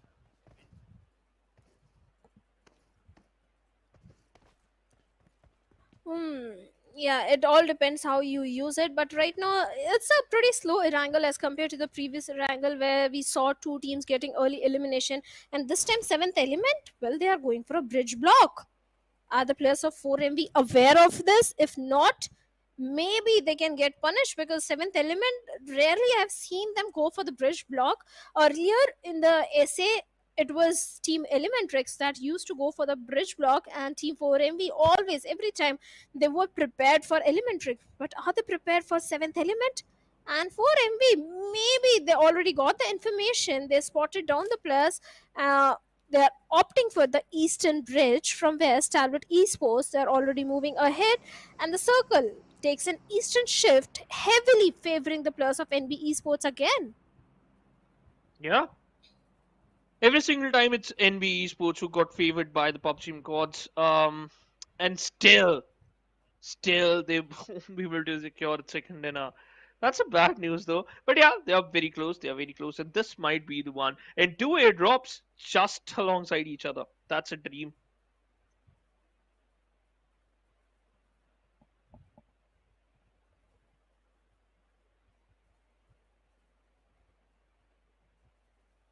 And in the other airdrop, we have an MK14 coming in. On the auto mod, MK14 is one of the most deadly guns in the close range, and TUF Thor might want to go for that. But right now, NB Esports, at this time, it is Quantum Ray showing on the doorsteps, already bringing down their numbers. Gets a confirmation point onto Akaze as well. But Quantum Rays have their own troubles because only 2 players remaining. Shivansh is just Tanatan and Senior. Goku and Halsey were taken out pretty early in the game. Had Quantum Rage had the numbers in their favor, this might have been a good game for them, but still there is hope. They do have a good position, they do have a good spot, but NB might be looking for a revenge. Yeah, this revenge might be sweeter. Oh my god, Senior. Look at him. He's with the team, but they have to be careful of their surroundings. Once you are aware of your surroundings, you are the best weapon. You are the best player, right? You just need to make sure that you are safe. But I can't say the same thing for Quantum Range, right? Surrounded by the players of NB Esports. Senior, okay, trying his best, but you know, sometimes you think, Shadow, that you are safe. Sometimes you think that you just done it. You just need one thing which don't allow you to help in that situation, and that's your own expectations.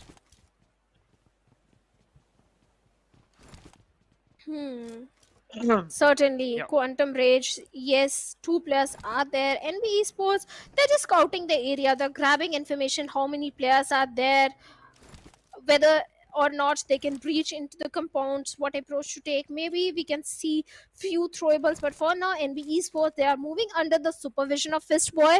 And Fistboy from the far off angle can provide so much information. I really hope he has a DMR.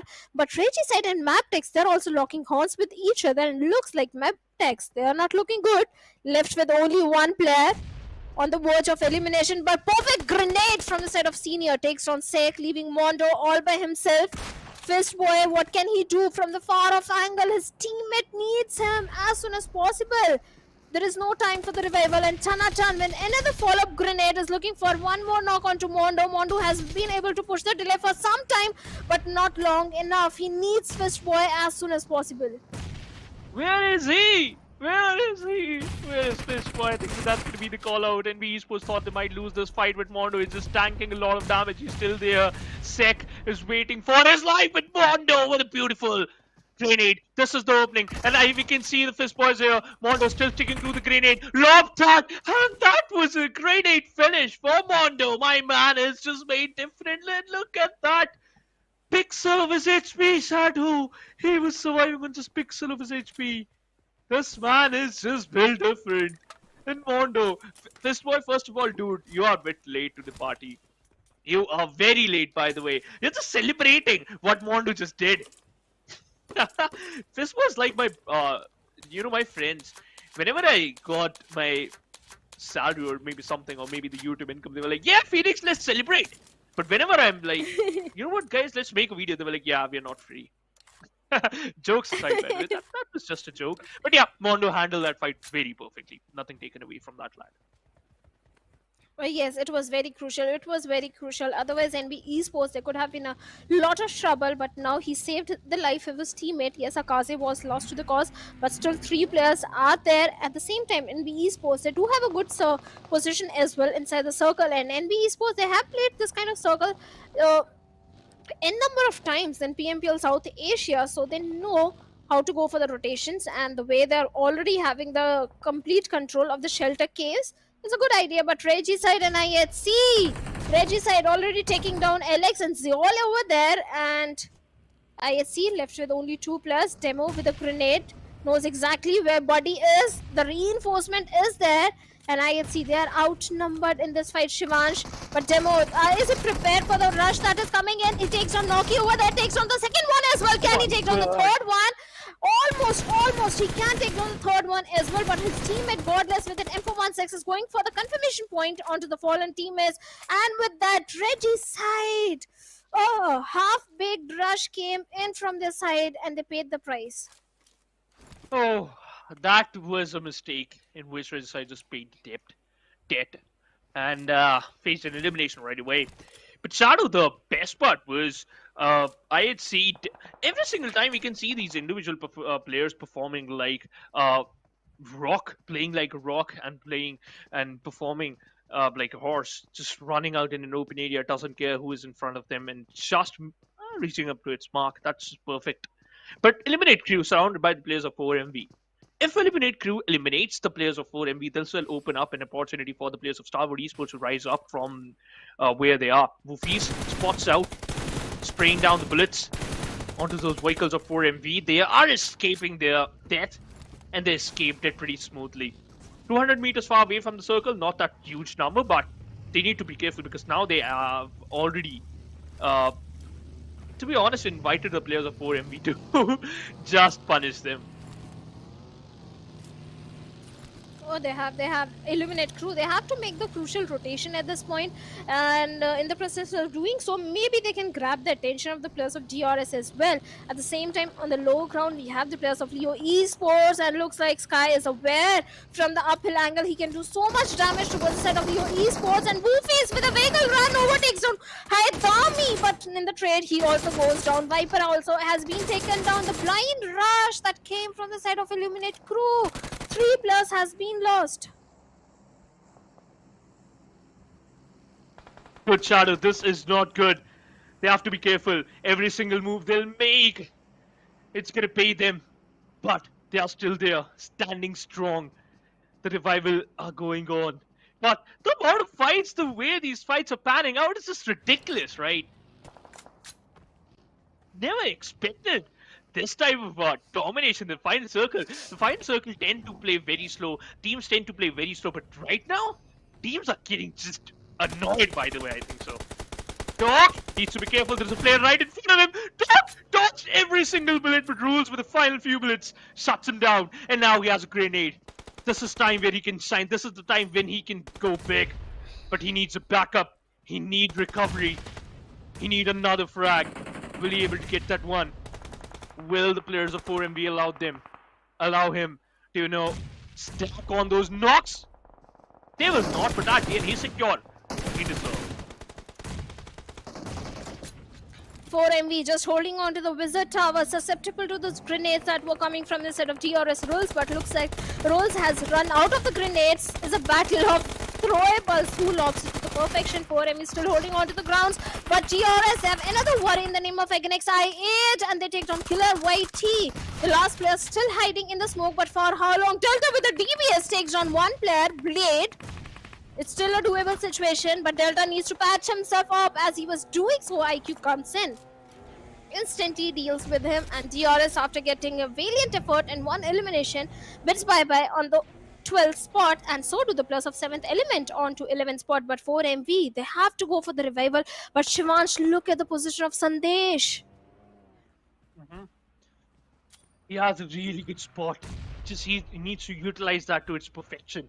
Action on the other side still has 4 frag grenades in the backpack, using every single one of them, dishing out some chip damage, and they just need to work on it. And Action did that! Pollock was barely surviving on just reverse HP, and now he falls down. Blade on the other side repositioned himself. Icy moving forward, and Action not stopping. Now he has a Molotov, lopped on front to Pollock, but on the other side there's 8 shuts down Refuse. And 4MV also facing the brunt of the players of Stalwart Esports. Yes, Stalwart's trying for the southern control, but the circle takes a northern shift, and the players of IHC are in a very good spot, and so are the players of Magnus. This can be a good game for both these teams, but Stalwarts, they are busy with the players of Agnex I8. On the other hand, T2K, they have managed to eliminate the entirety of 4MV. Right on the face of IC, a grenade from Falak takes him down. Nized holding on to the wizard tower. IC begging for the help. Action also in a retaliation grenade finds Blade.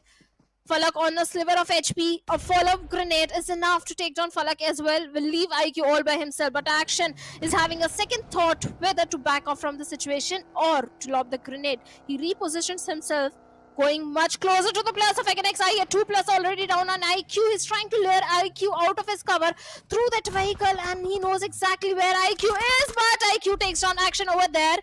The blue is also closing in, and both these teams, they have to hurry up, otherwise the blue will dish out a lot of damage. And Tops is there Along with IC, can he take down IQ? And I think they can, and they certainly do so. And again, XI8 also bids bye-bye on the 9th spot. Oh, that's a bad ending for them. But you know what? It is what it is. Still a team shadow. Against it still managed to chip in 3 total points for them before going out. It's a decent ending, right? It's not bad. It's not good, but it's decent. Although can't say the same thing for Team 4MV because they just secured only 3 points.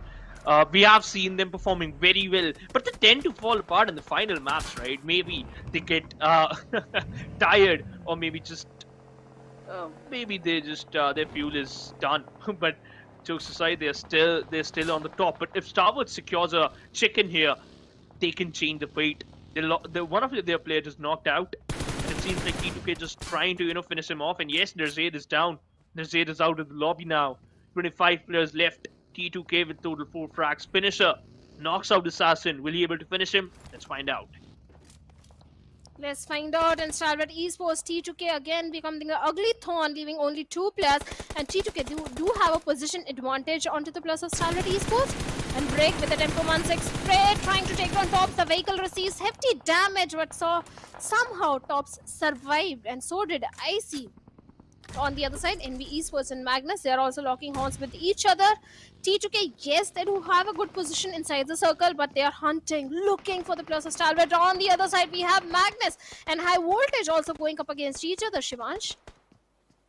Yeah, this is a really great fight, and look at the mini-map. Another team trying to join in the party.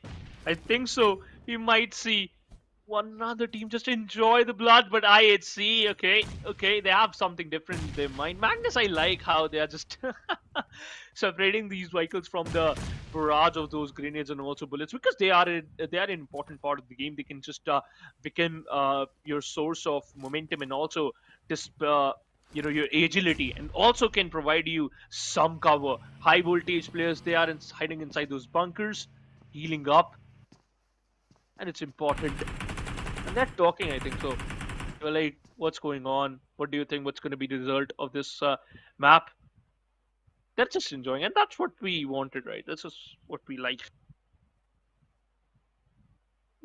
This is what we want. For now, Highvoltage DC, they're just patiently waiting, holding on to those cave angles. And if anyone tries to breach into the area, they will try to punish. Leo Esports, yes, they do have a little bit of the ridges and dips to work around with. Maybe they can enjoy the safety net of the next circle as well, because they are somewhat in the center position. So yeah, Leo Esports are also looking very promising. Stalwarts, they don't have the numbers in their favor. NB Esports, this can be a good game for them as well if all the cards are played right. But the question is, with so many teams present on the southern side, Shivansh, how will the players of Stalwart Esports make it inside the circle? Maybe through the eastern side, and looks like that is what in the minds of Stalwarts are, because one player with the vehicle is already looking for the eastern rotation. But they also need to be a bit careful from the players of T2K, because T2K, they were the faster ones. Yeah, they're very good.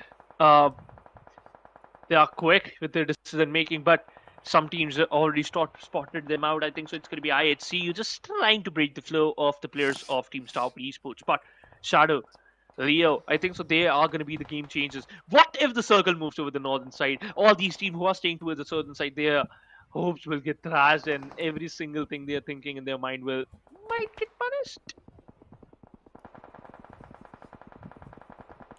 They might, and so do the players of Stalwart Esports can get punished, because Leo Esports 3 players are cooking up grenades. If even a single one lobs to the perfection, can take down IC over there.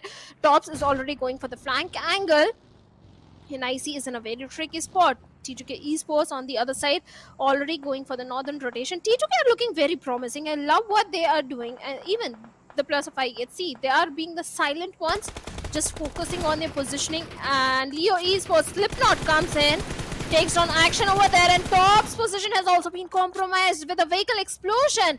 Tops also bids bye-bye, and Stalwart Esports, they were struggling with the position, they were struggling with the rotation, the numbers were not in their favor. Finally bids bye-bye on the 8th spot. Another team lost, and another team takes an exit. 7 teams in the lobby. T2K trying to, just be the Goliaths here. IHC is still in play, but the circle, will this circle allow the teams who are holding towards its bunkers to get this map in their favor? Godless cooking up a grenade. If this lands perfectly, it doesn't affect anyone because NB Esports, they are inside the bunker. Similar thing for Highvoltage. 20-second shadow. These 20 seconds are going to be the most crucial one for every single one of them. The grenades which Godless utilized, they are going to dissipate after a few seconds. Slipknot getting his vehicle back onto the ground. 3, 2, 1. And the circle move towards the eastern side, and look at that. This will make things more spicy because now Highvoltage, they have the height advantage and higher ground. CO gets taken down and T2K, they have to keep their numbers alive. Rig might be looking for the revival onto the fallen teammate, but Finisher with those tap-tap shot is going to deny that. So T2K, Rig, I don't think can get a revival anytime soon. And on the southern western periphery of the circle, so many teams, so many third parties are going to happen. Haidami gets a confirmation point onto CO, but still T2K are looking good. But Jane also goes down. Now they are not looking good. Leo Esports, they are also making so much noise. NB Esports, they are inside the shelter area, playing very safe for all the good reasons. They are aiming for the chicken dinner, and so are the players of Highvoltage DC. But Slipknot gets a confirmation point onto Jane.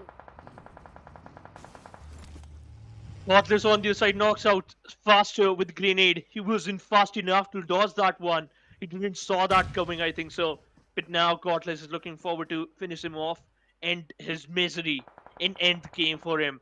Patrolin not allowed to move forward, not even get closer to his teammate. But look at that, his fallen comrade might get a revive.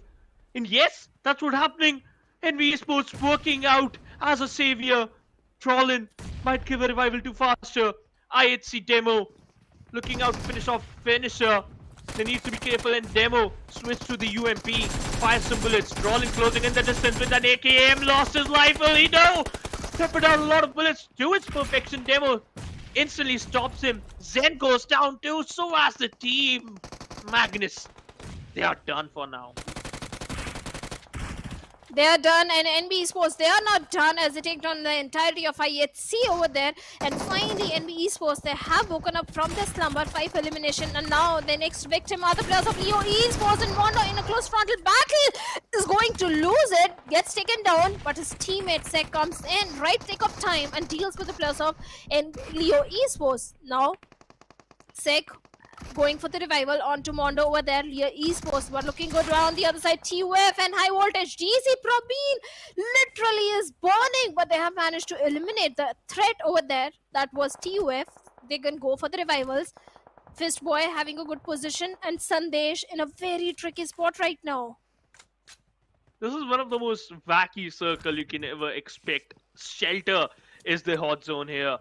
And Team Highvoltage, they are still inside the bunker. They can revive their teammates because every single one of them is still there. NB Esports with total 6 finishes, then 5 of them goes to Mondo, apologies. The only thing which NB Esports is going to face is the retaliation from Sandesh. He tried, but falls. Mondo with another 5 in the backpack and 7 for his team. It's a 4v3v2 situation in which Leo, the players are entering inside the circle. Highvoltage DC already made their way inside the circle, cruising in. But NB Esports, this is the time where they can shine, Shadow. This is the time where they can change the fate. But Highvoltage, what they are doing, Sek, are you aware of that fact that they are just coming in front of you? You have to be careful. Assassin receives some amount of damage, Shadow. Look at this perfect drone view. Assassin retiling back, and Sek falls down too low. If his HP Assassin falls down, the DBS battle is ruthless. And it's Probeen who knocks 2 of the players down.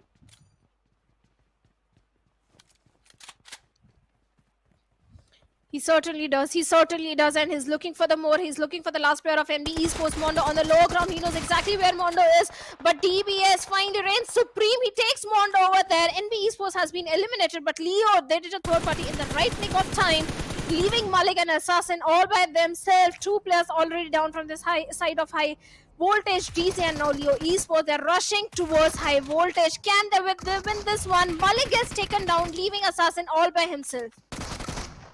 This is still a one close battle now. Liquid with the DPS and also less HP. It doesn't matter. His teammate did it. The way Leo stole that chicken from High Voltage and also from the players of NB Esports Shadow. It was just amazing and something weird. 10 elimination onto the players of Leo. They got the chicken total 20 despite of the fact they are on the 12th position Shadow, which states that they were having a bad day yesterday and also today too, but at the end, everything situated, everything settled down. We will talk about, we have to talk a lot about this team, and we will after a very short break.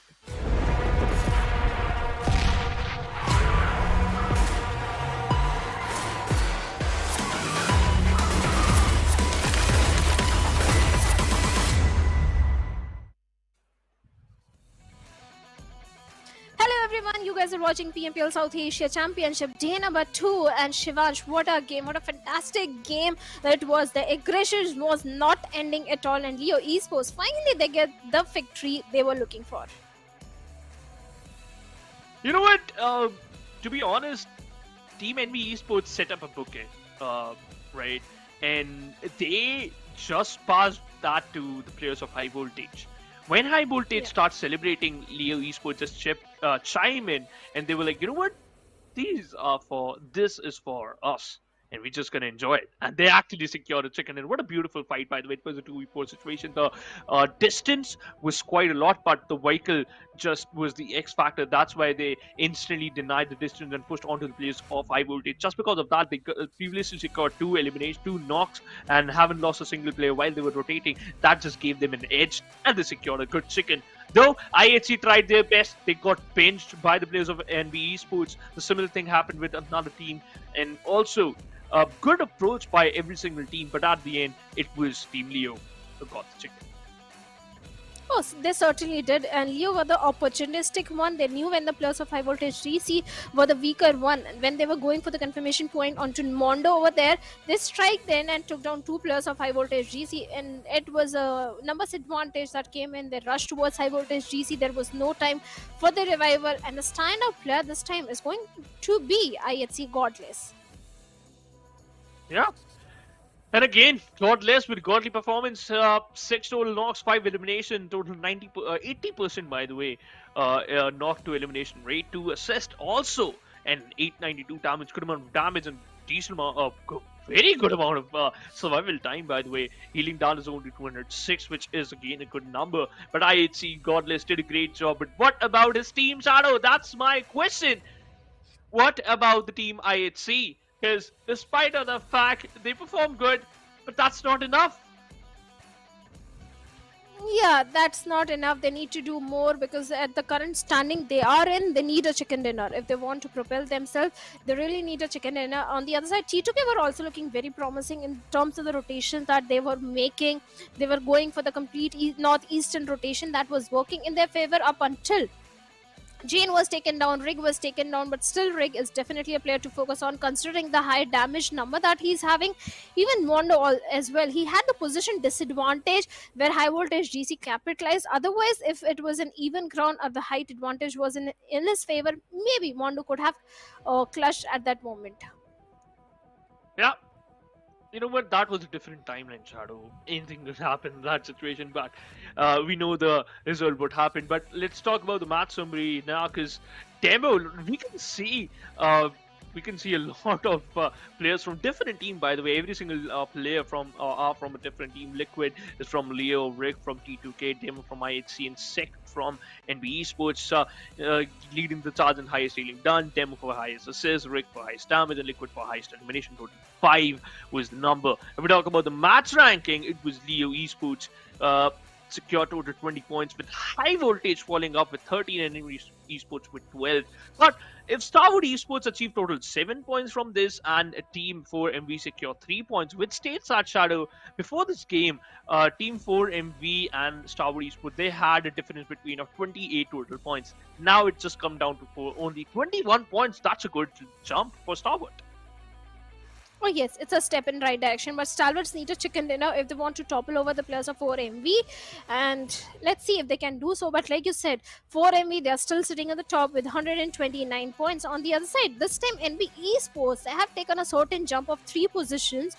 Now they are sitting on the 7th spot with 68 points.